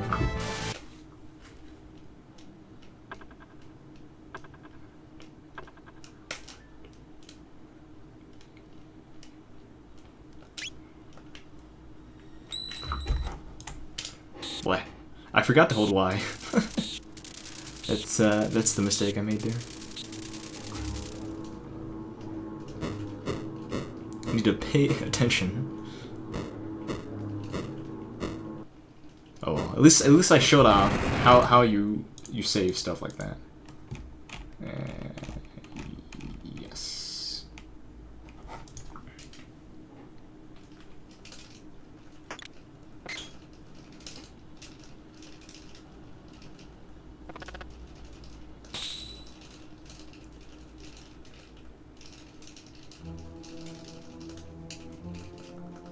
And so there I messed up the beginning, and that would have probably led to like bad repercussions, so I prefer to just restart the fight and get off, do it correctly.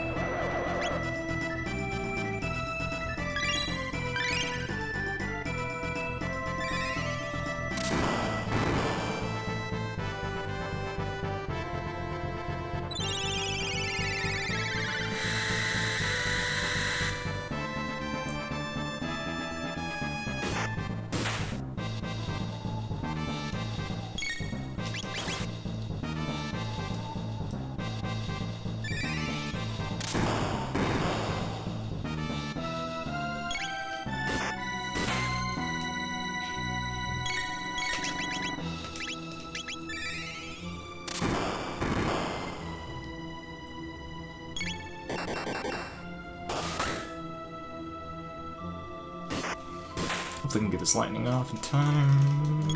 Yeah.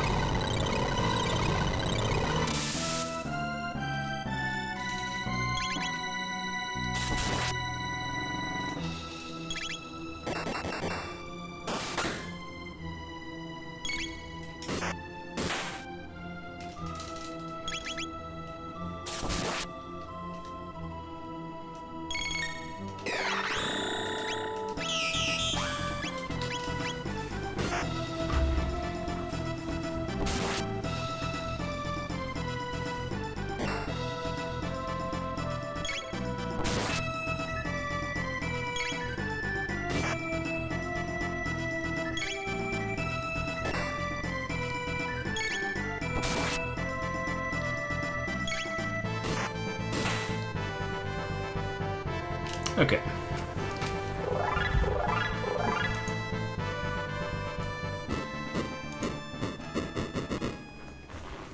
There we go.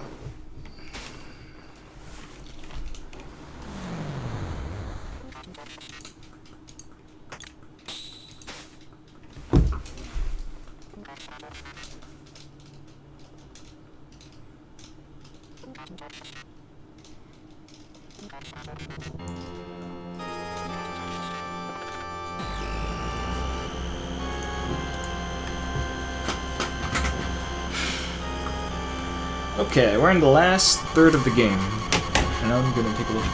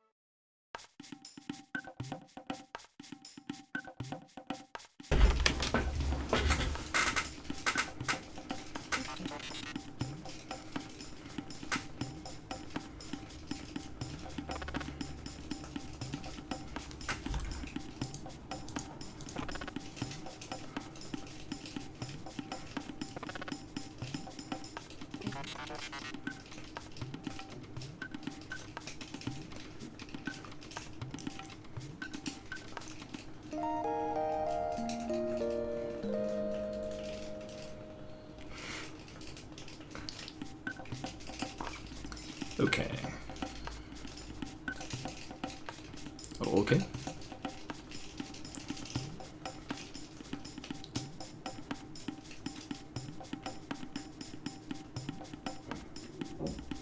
So we're slowly getting to the point where we're going to diverge off from the main story and take on Lavos, but first we need to advance that.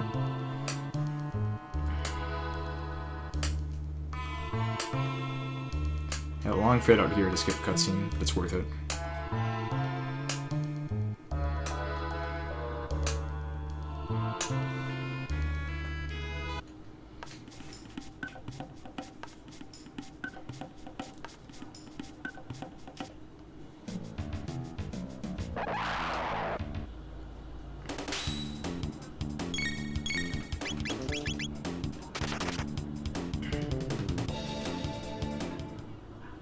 So we set Frog's cursor to item for later.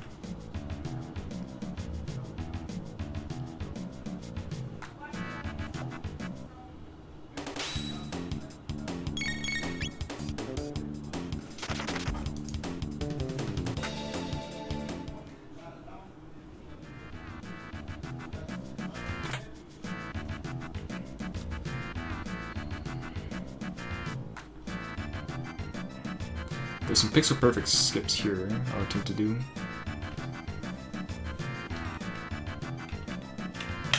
Shit.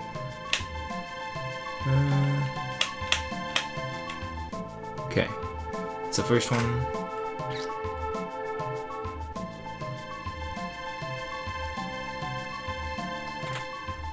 Second one coming up here. Perfect.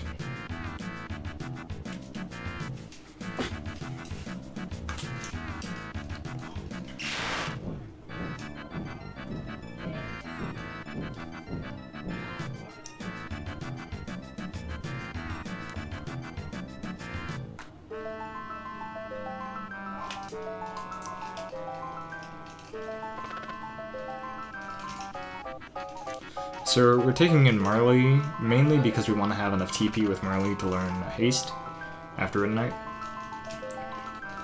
So we want to be able to have her in for BT and a couple other fights. And 100% you'd use Luca here instead.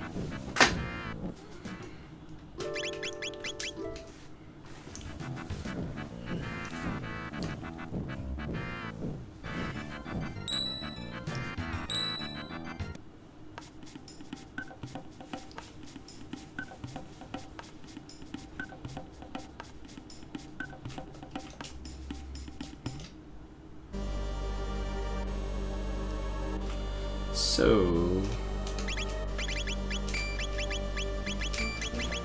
Magus, surf, bronze mail, some.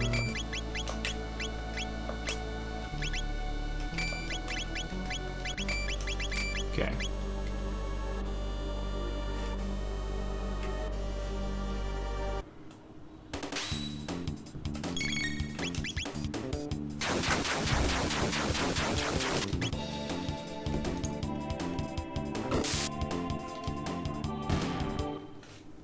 Oh, no. Oh, and I was supposed to run right here. I'm dumb. Why am I attacking these? Whoops. Oh, well, there's a save I can do. I read too far into my notes.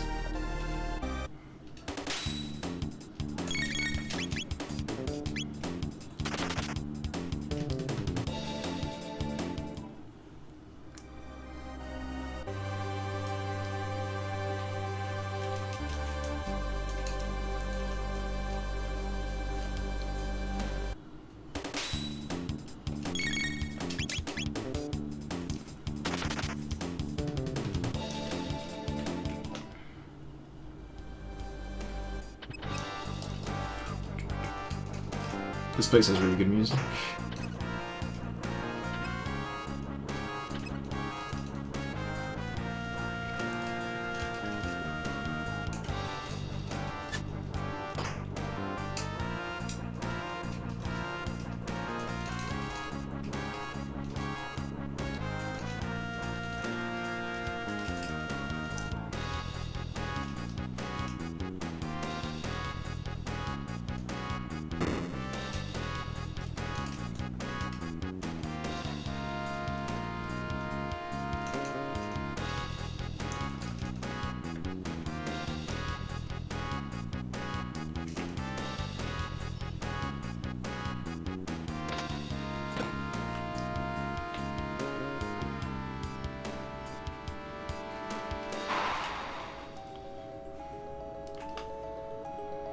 So you have to navigate and try to avoid enemies. This room is easy as long as you just hold up left and don't forget to do it.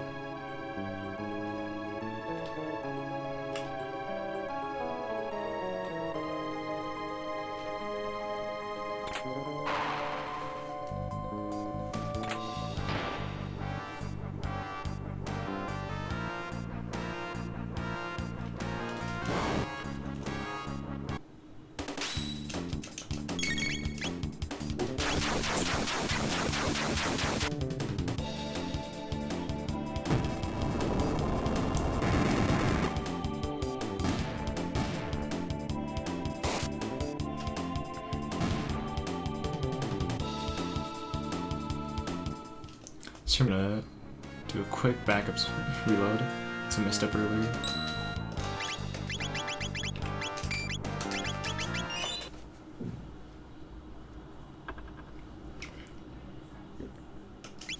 And then I'm gonna skip this boss.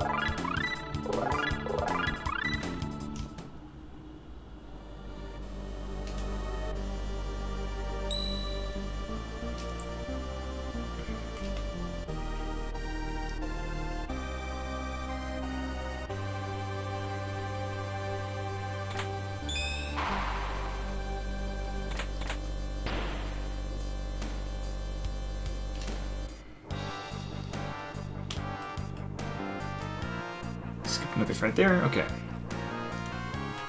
Moving on to BT.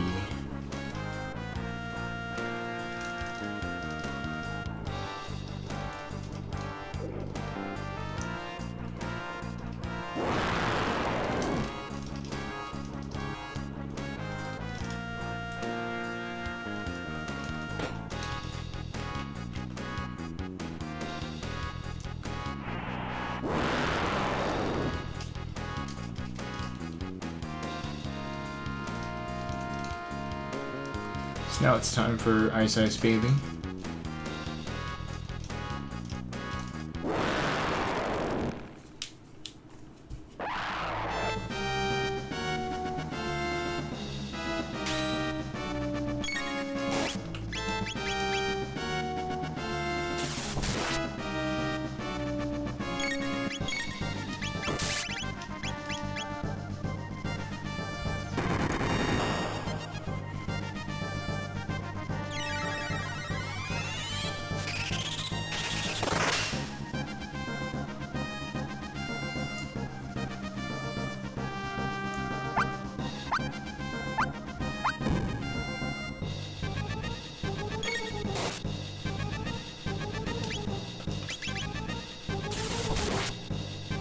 I almost messed it up there.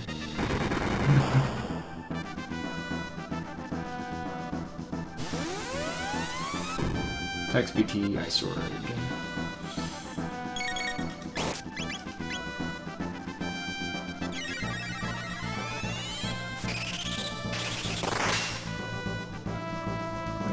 Okay, now I need a Mid-Tonic Marley. Yeah.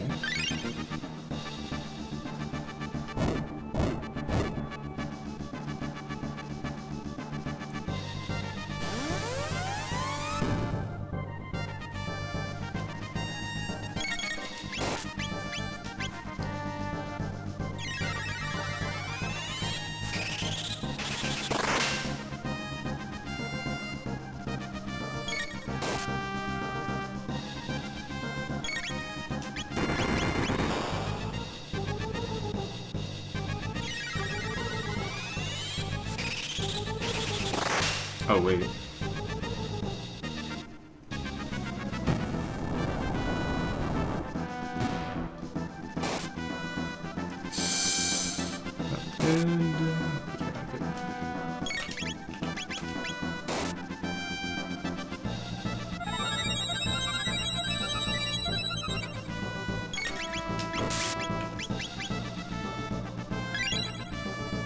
PPT.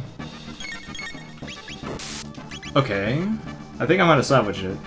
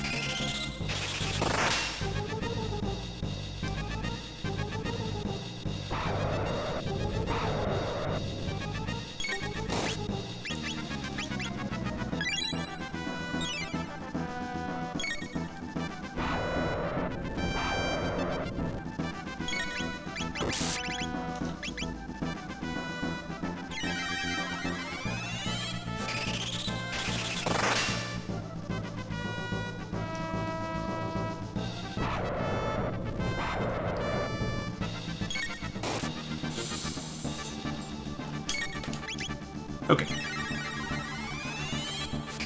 Okay.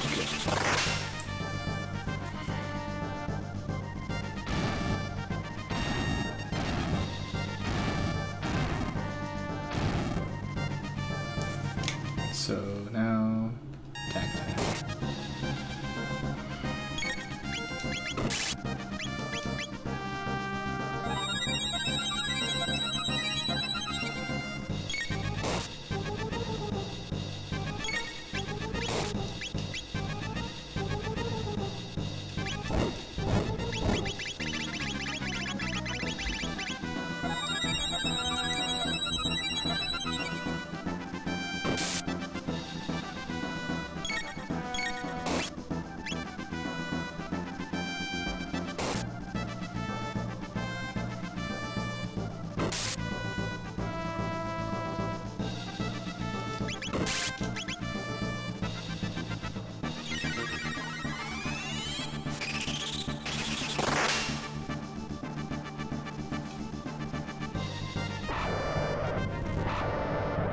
So, no 2 crits.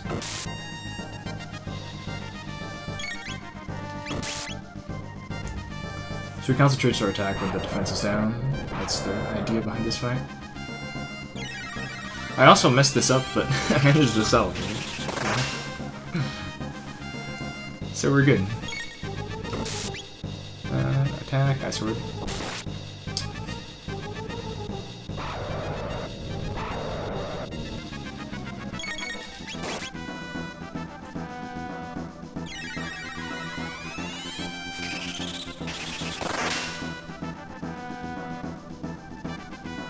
Okay, almost done now.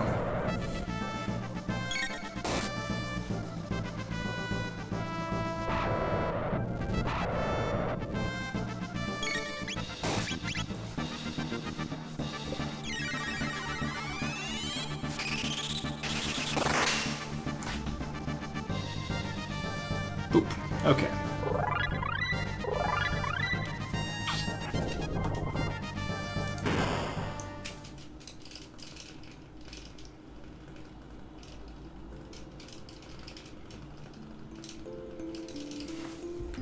Not bad, not bad.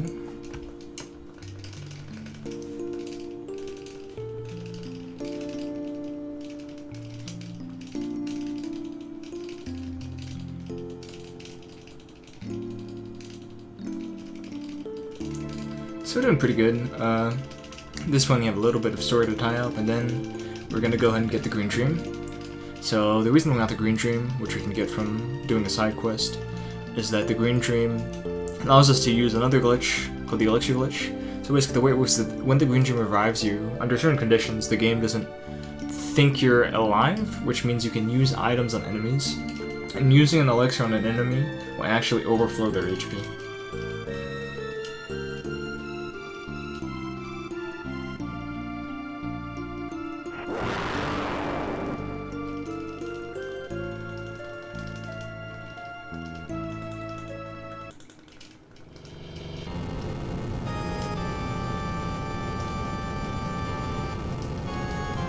So that's the plan. But first we need to get kicked out of Antiquity. So once you get kicked out of Antiquity, you get the Charge Pendant, and that's what lets you... And you also need to go into Antiquity to start the side quest through Green Tree. Which is why we need to advance the story to this point.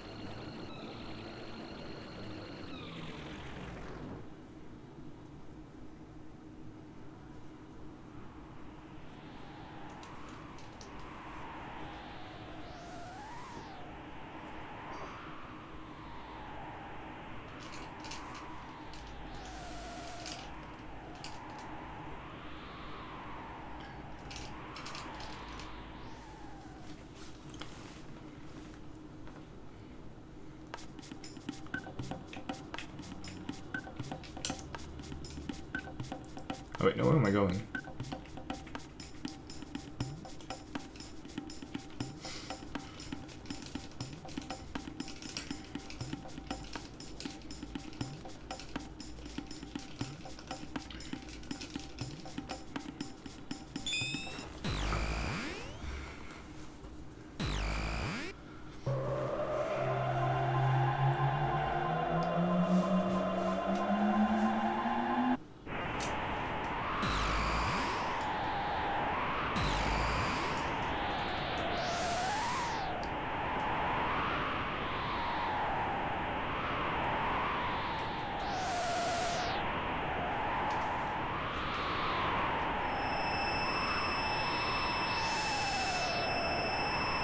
So we put the power glove on Ayla, mainly to remove the Berserker, because you don't want it for this next sub-boss, nor do we want it, period, really, at this point.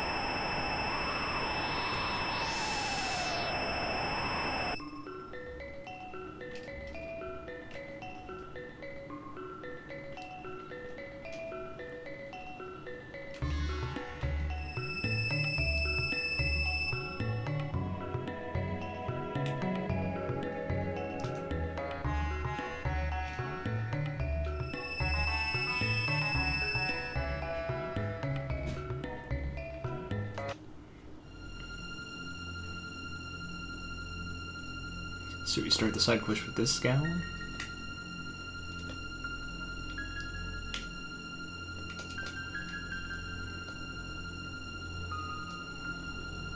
And that's what starts off the Fiona Forest side quest, which is where we get the green tree from.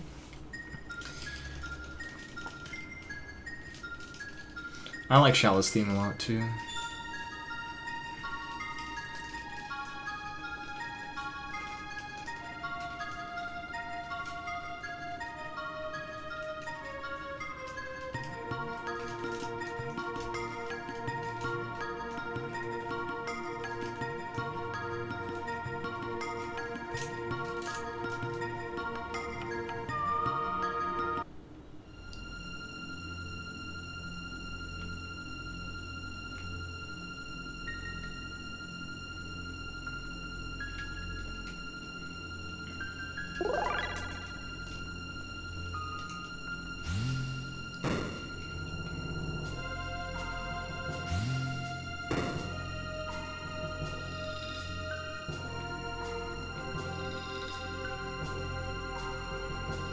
The reason for that is because we want the green dream to be able to beat Lavos. Like, once we can get the green dream, we're gonna go straight to the man himself.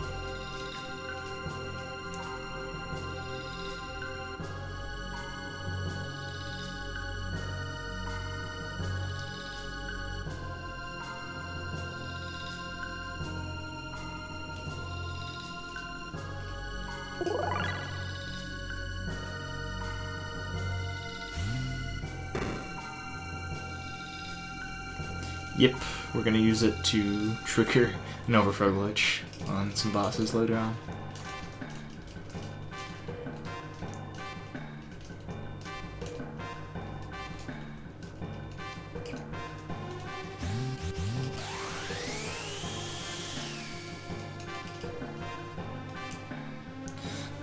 So we use Slash, but he switches to Lightning.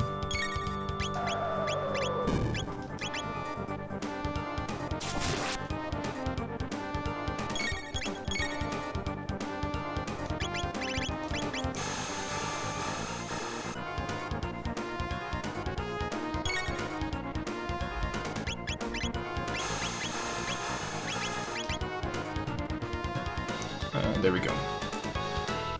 So we already set our cursors for the next fight. Which is going to be in the second desert. Before then we have a little bit of cutscene, and then we also need to You still need to get the green gem for LSS. The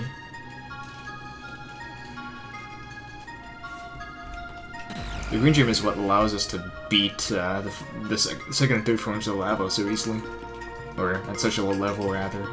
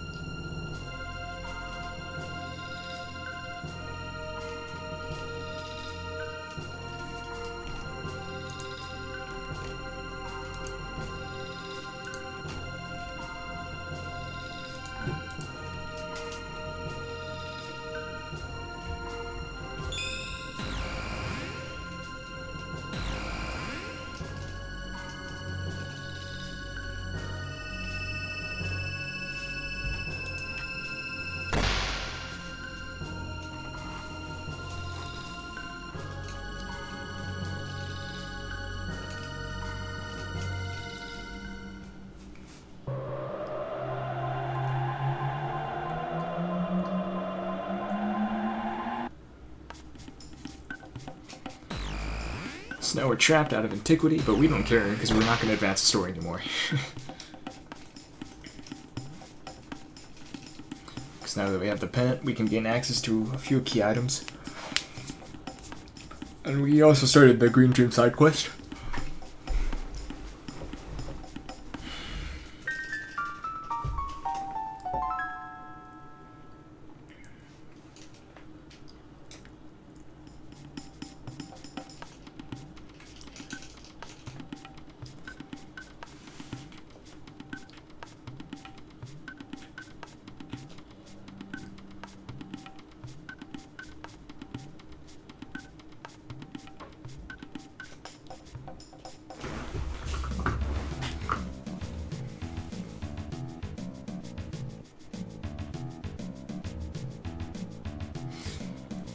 At this point I'm gonna have to reload anyways. Wait. I don't? Yeah.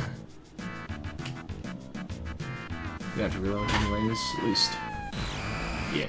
Unless you fail bird skip, in which case you don't have to reload, but you want to obviously get bird skip. If I do, that'll be a home run, because I've gotten all 4.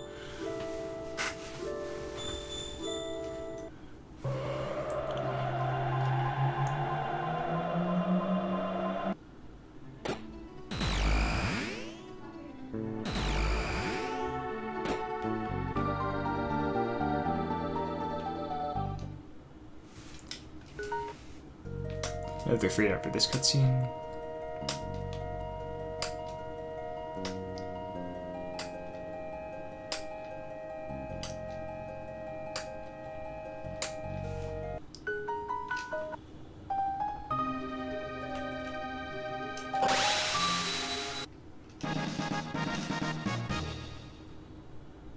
There's the Swallow, which is a really, really good sword.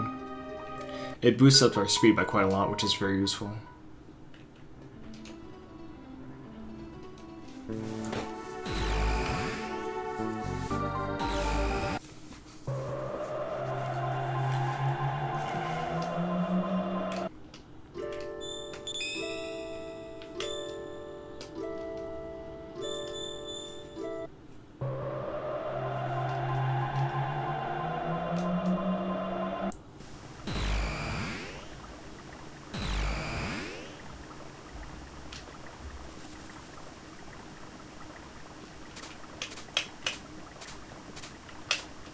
Okay, home run, nice.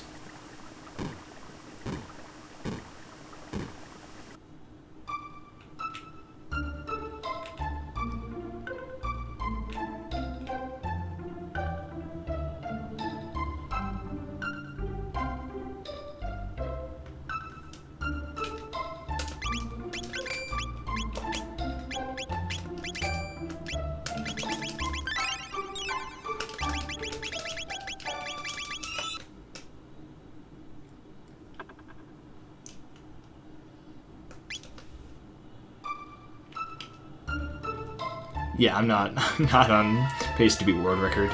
Not at all. You're probably looking at like a high 50, which is good for a marathon, really.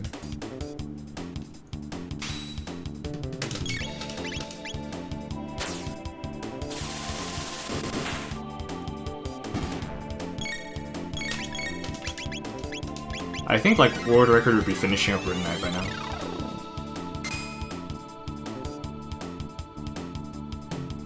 Yeah, there were a few route advancements between, well, between my time and the Reds. That's like one thing.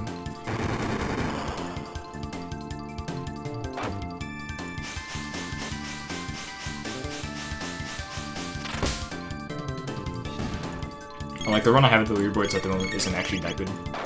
It just beat my previous run because of new strats, but it was like objectively worse in terms of gameplay. Maybe I'll come back to it. Who knows? It's definitely fun de-rusting these. So now we're gonna equip, well, after this fight. Gonna equip the Berserker back in Chrono. The Swallow is blue like that. Swallow is OP.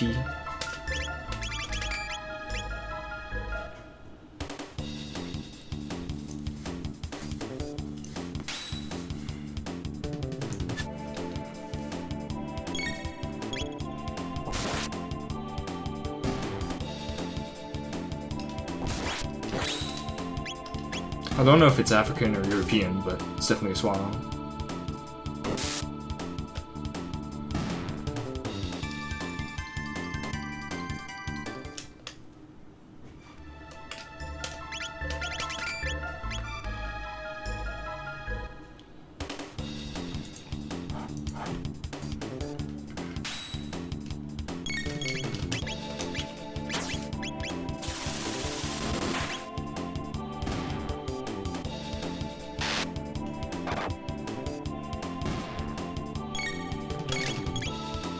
Okay.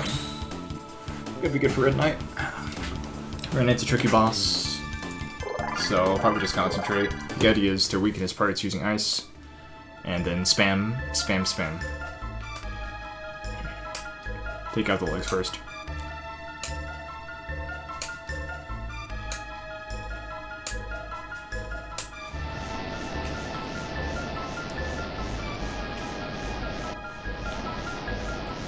Okay.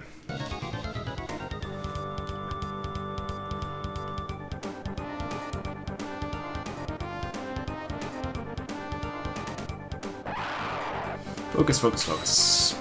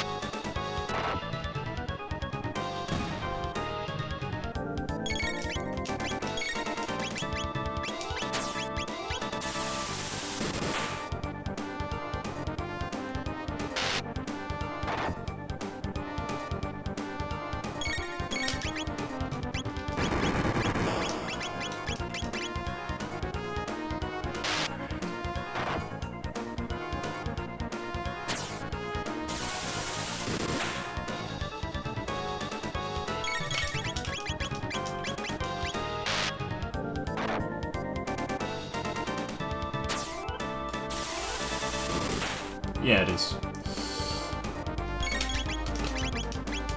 That's 3. So, Red Knight should absorb Marley. Yeah.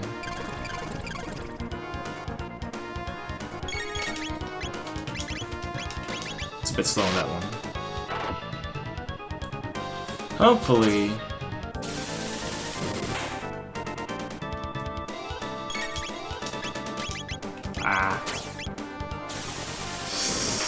I think I might have been too late. Hopefully I get a good damage roll.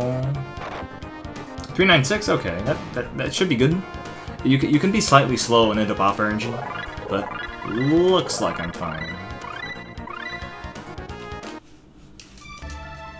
There we go. Come on, come on, come on. I'm bad at chess. With slash close your eyes.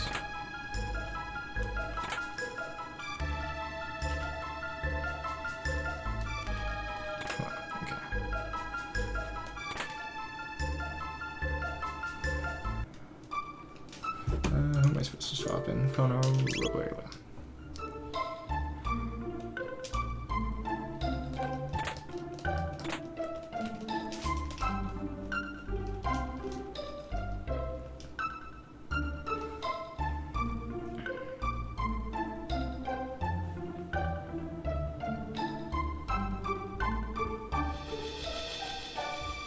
So now we just need to get the green gem from the future. Well, 1080.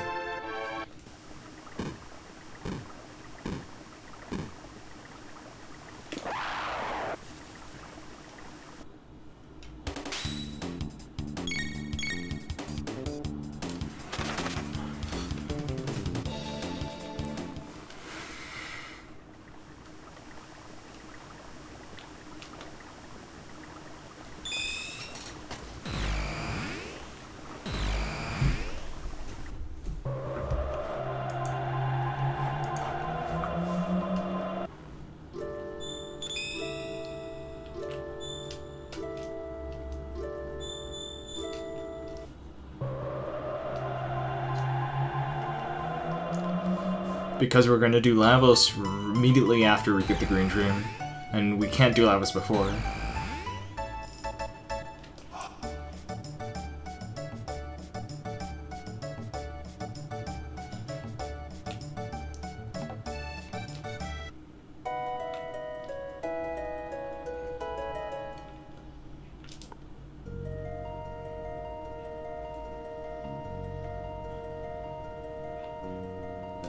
So here, we're just stopping to get an elixir, because elixirs are what's going to let us overflow boss HP, so we need an extra one.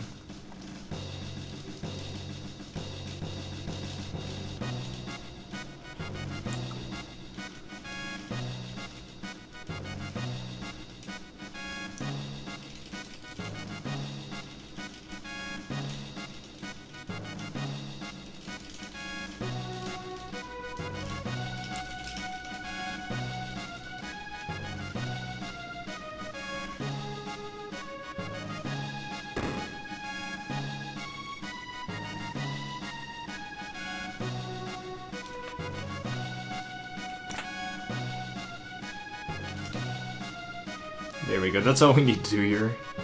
So now it's time to get the green dream, and then be off.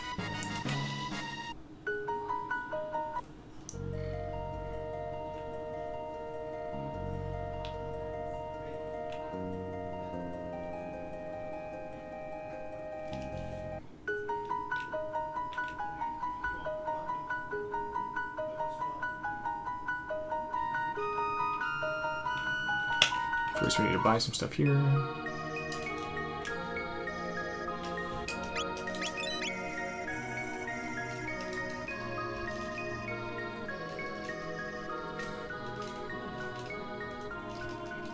We need to buy the site camp for some armor.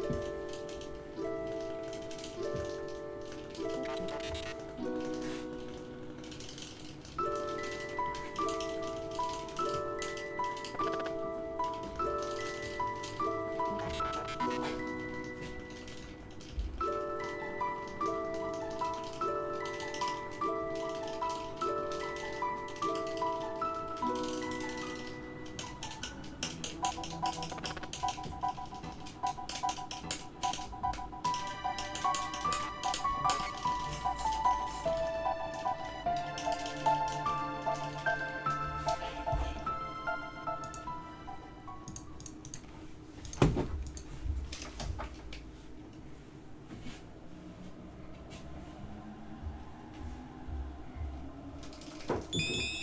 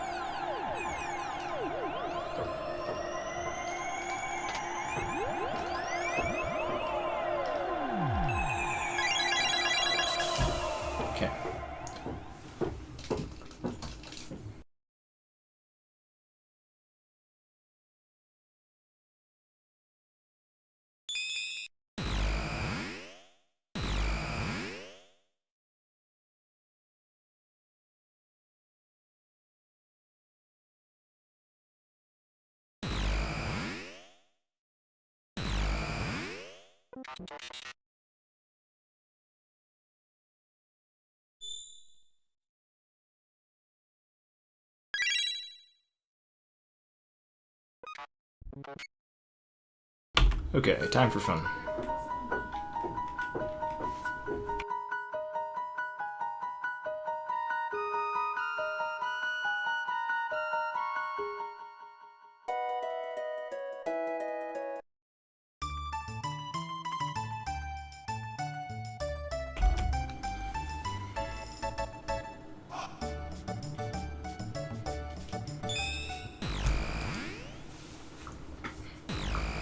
I should still be on RNG after Red Knight. Looks like we got good damage rolls. But I'm still gonna save anyways, just in case.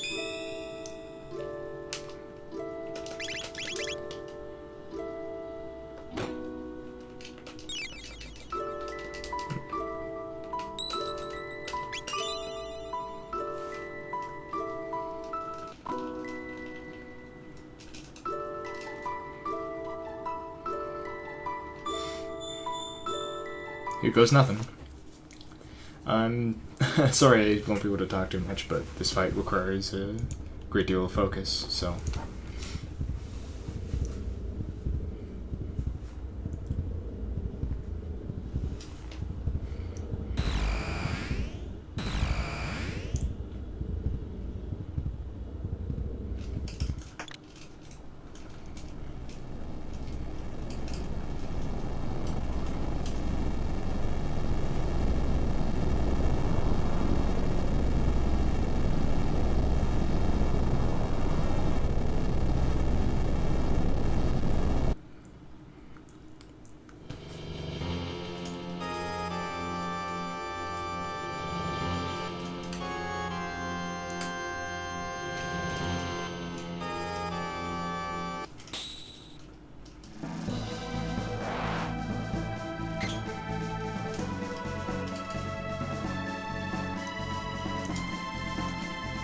It means that I have to do this. And you get to see this fight. Otherwise you wouldn't see this whole phase.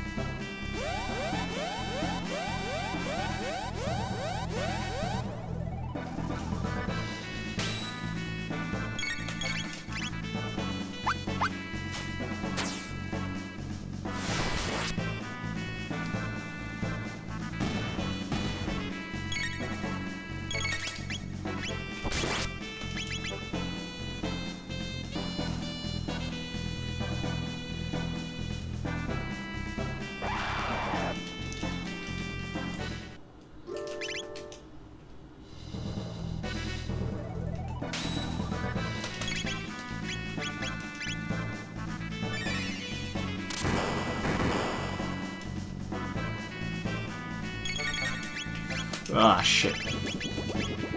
That might mess shit up.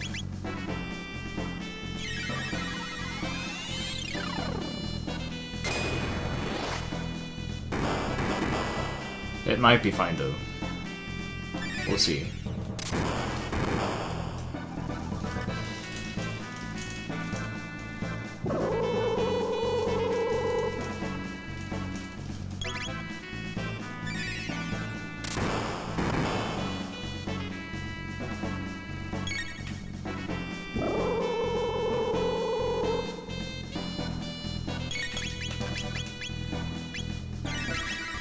Should be fine as long as I just do an extra mid-tonic on people.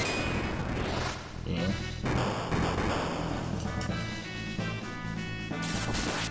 Yeah, it'll be fine.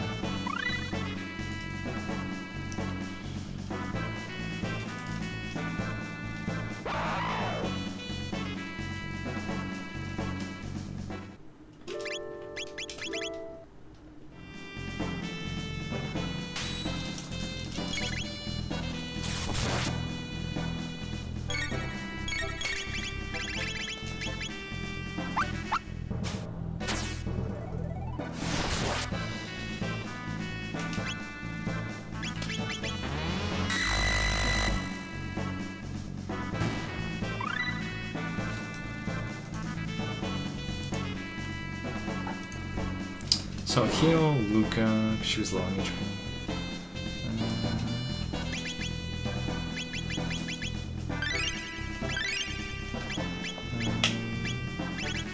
Hyper Ether Chrono.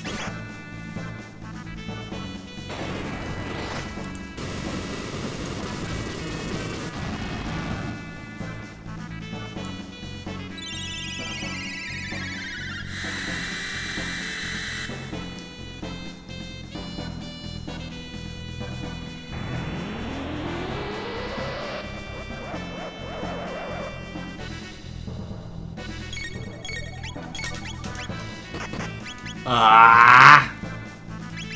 That's not good.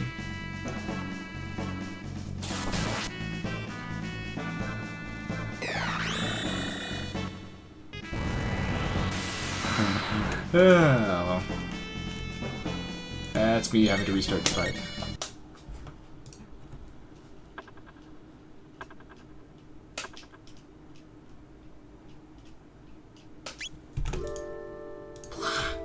Oh wait, no, it's 12 ticks.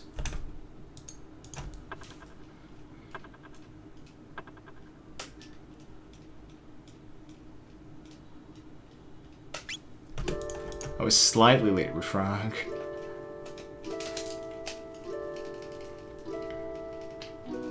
Ah,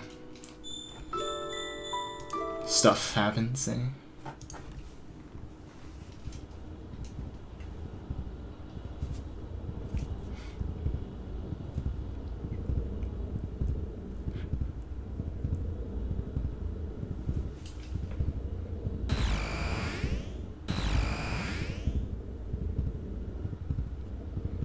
One day someone will finish this game without dying to Lavos in a run, in a marathon.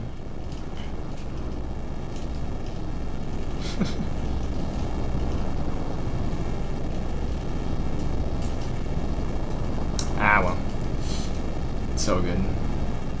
I was just so slightly late though.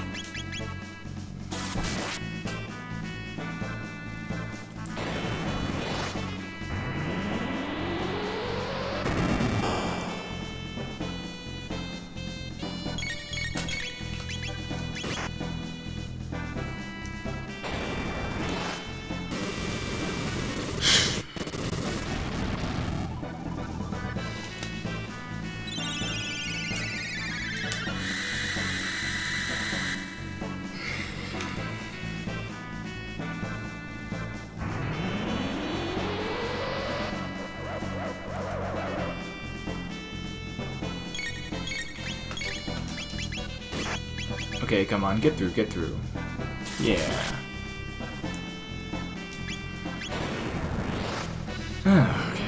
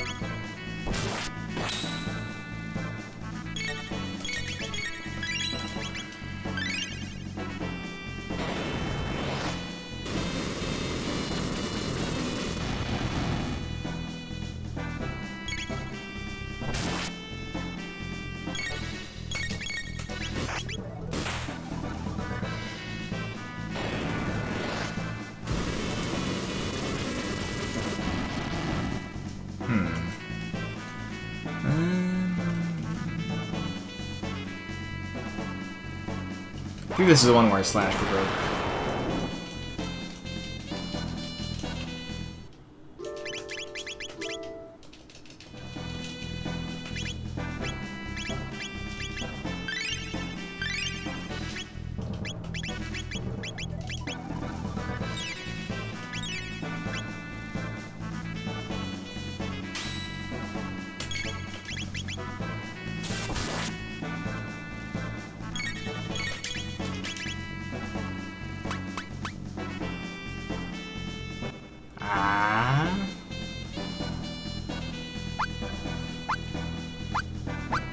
Okay. This is the other one.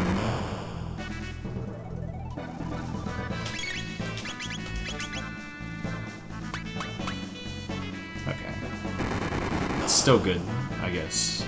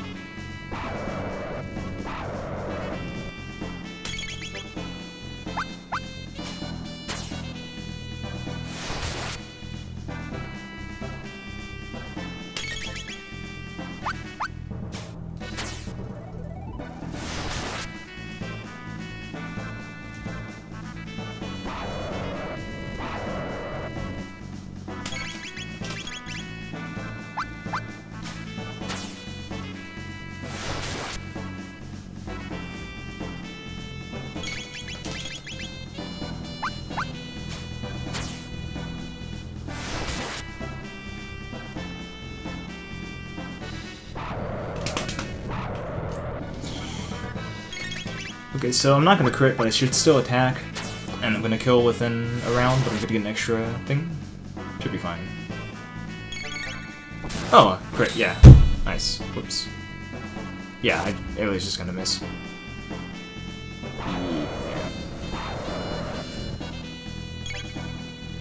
Dead? Yeah. Okay. Dun.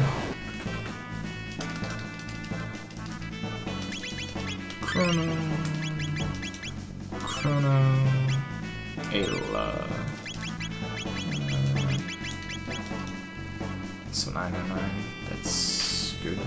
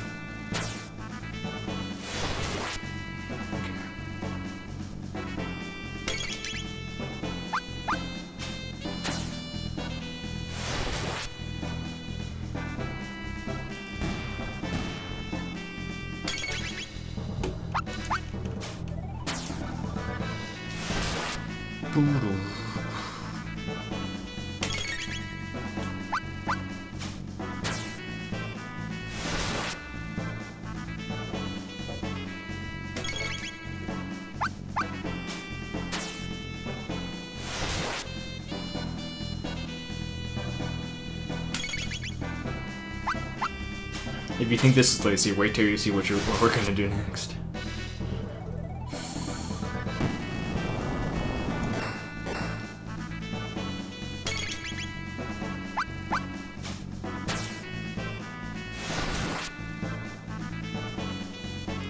Two more.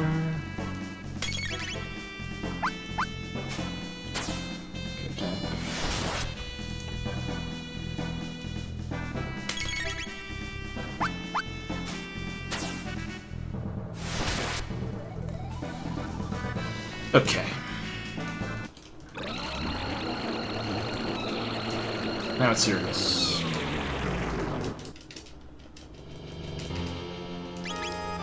And side cap, and suit, this mail, this suit, bandana, great trim.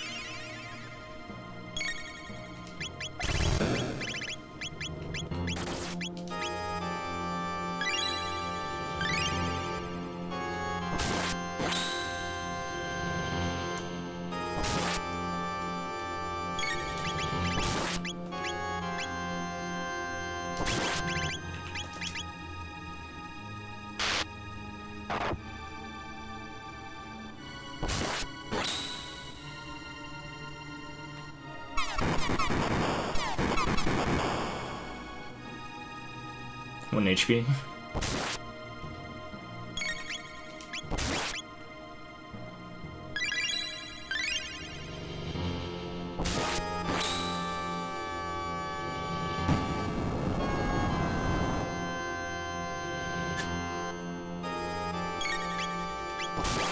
Okay.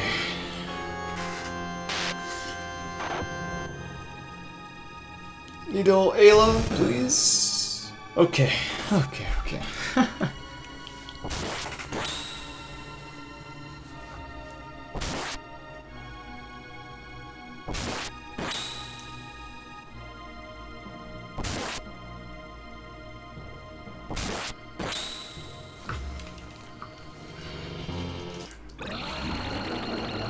So, let's explain the elixir very quickly. So the idea behind it is you arrive the green gem after attack, and you quickly select an item and use it on the boss before the game realizes you're actually alive. So we're going to use an elixir on the boss to spoof it. And make it think that we're actually allowed to use elixirs on the boss.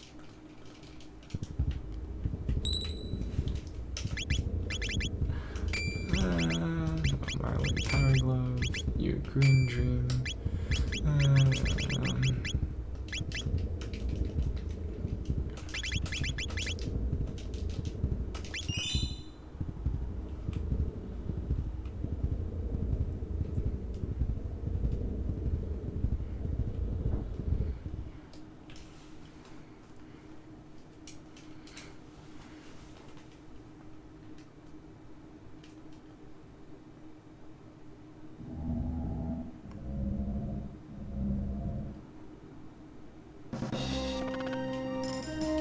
Oh wait, did I put the wrong party configuration? This should still be fine, but I need to...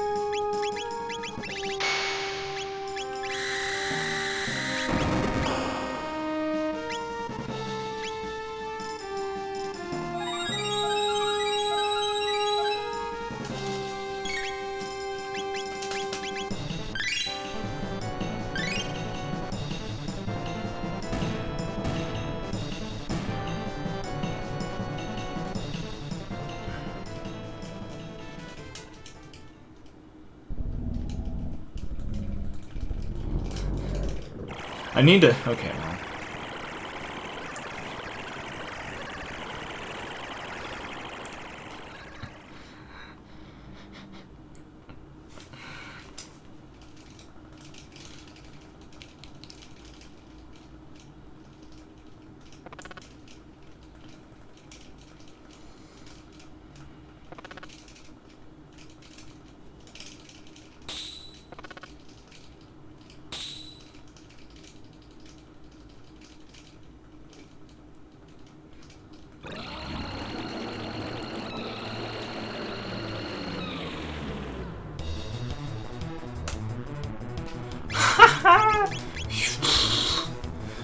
Okay.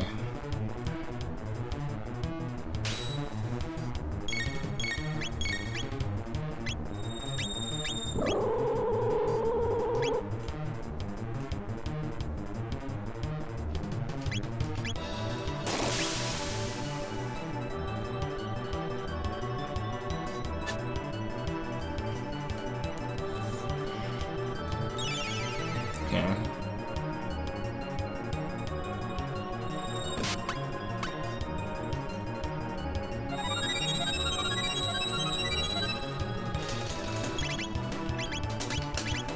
Time, okay, Jesus Christ.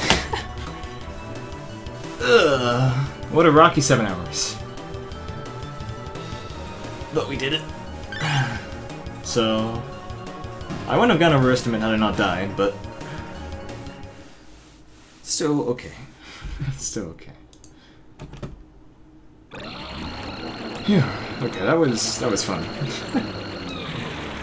I hope you enjoyed it. Sorry for the lack of commentary at the end there. I had to concentrate on stuff.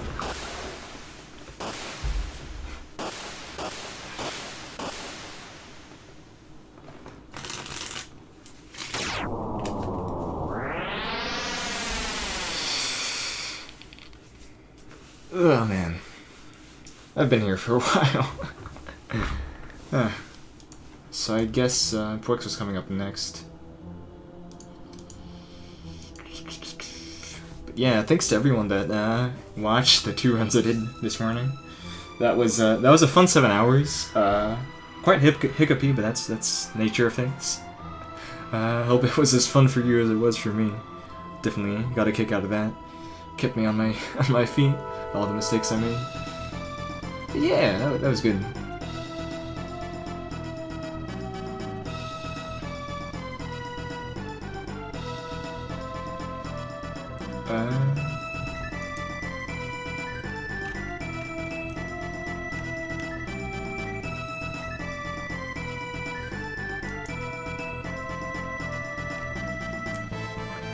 Yeah.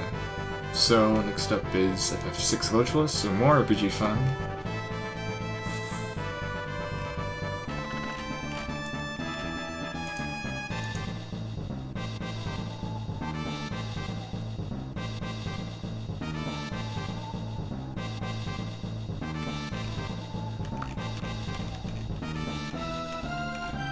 I wouldn't tell you overestimate, but that's not as important as having fun, I guess. So.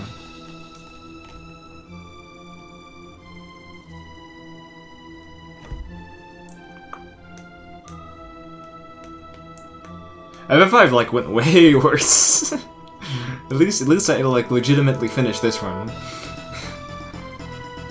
Well, almost nearing the ending, so I guess Fiesel or whoever.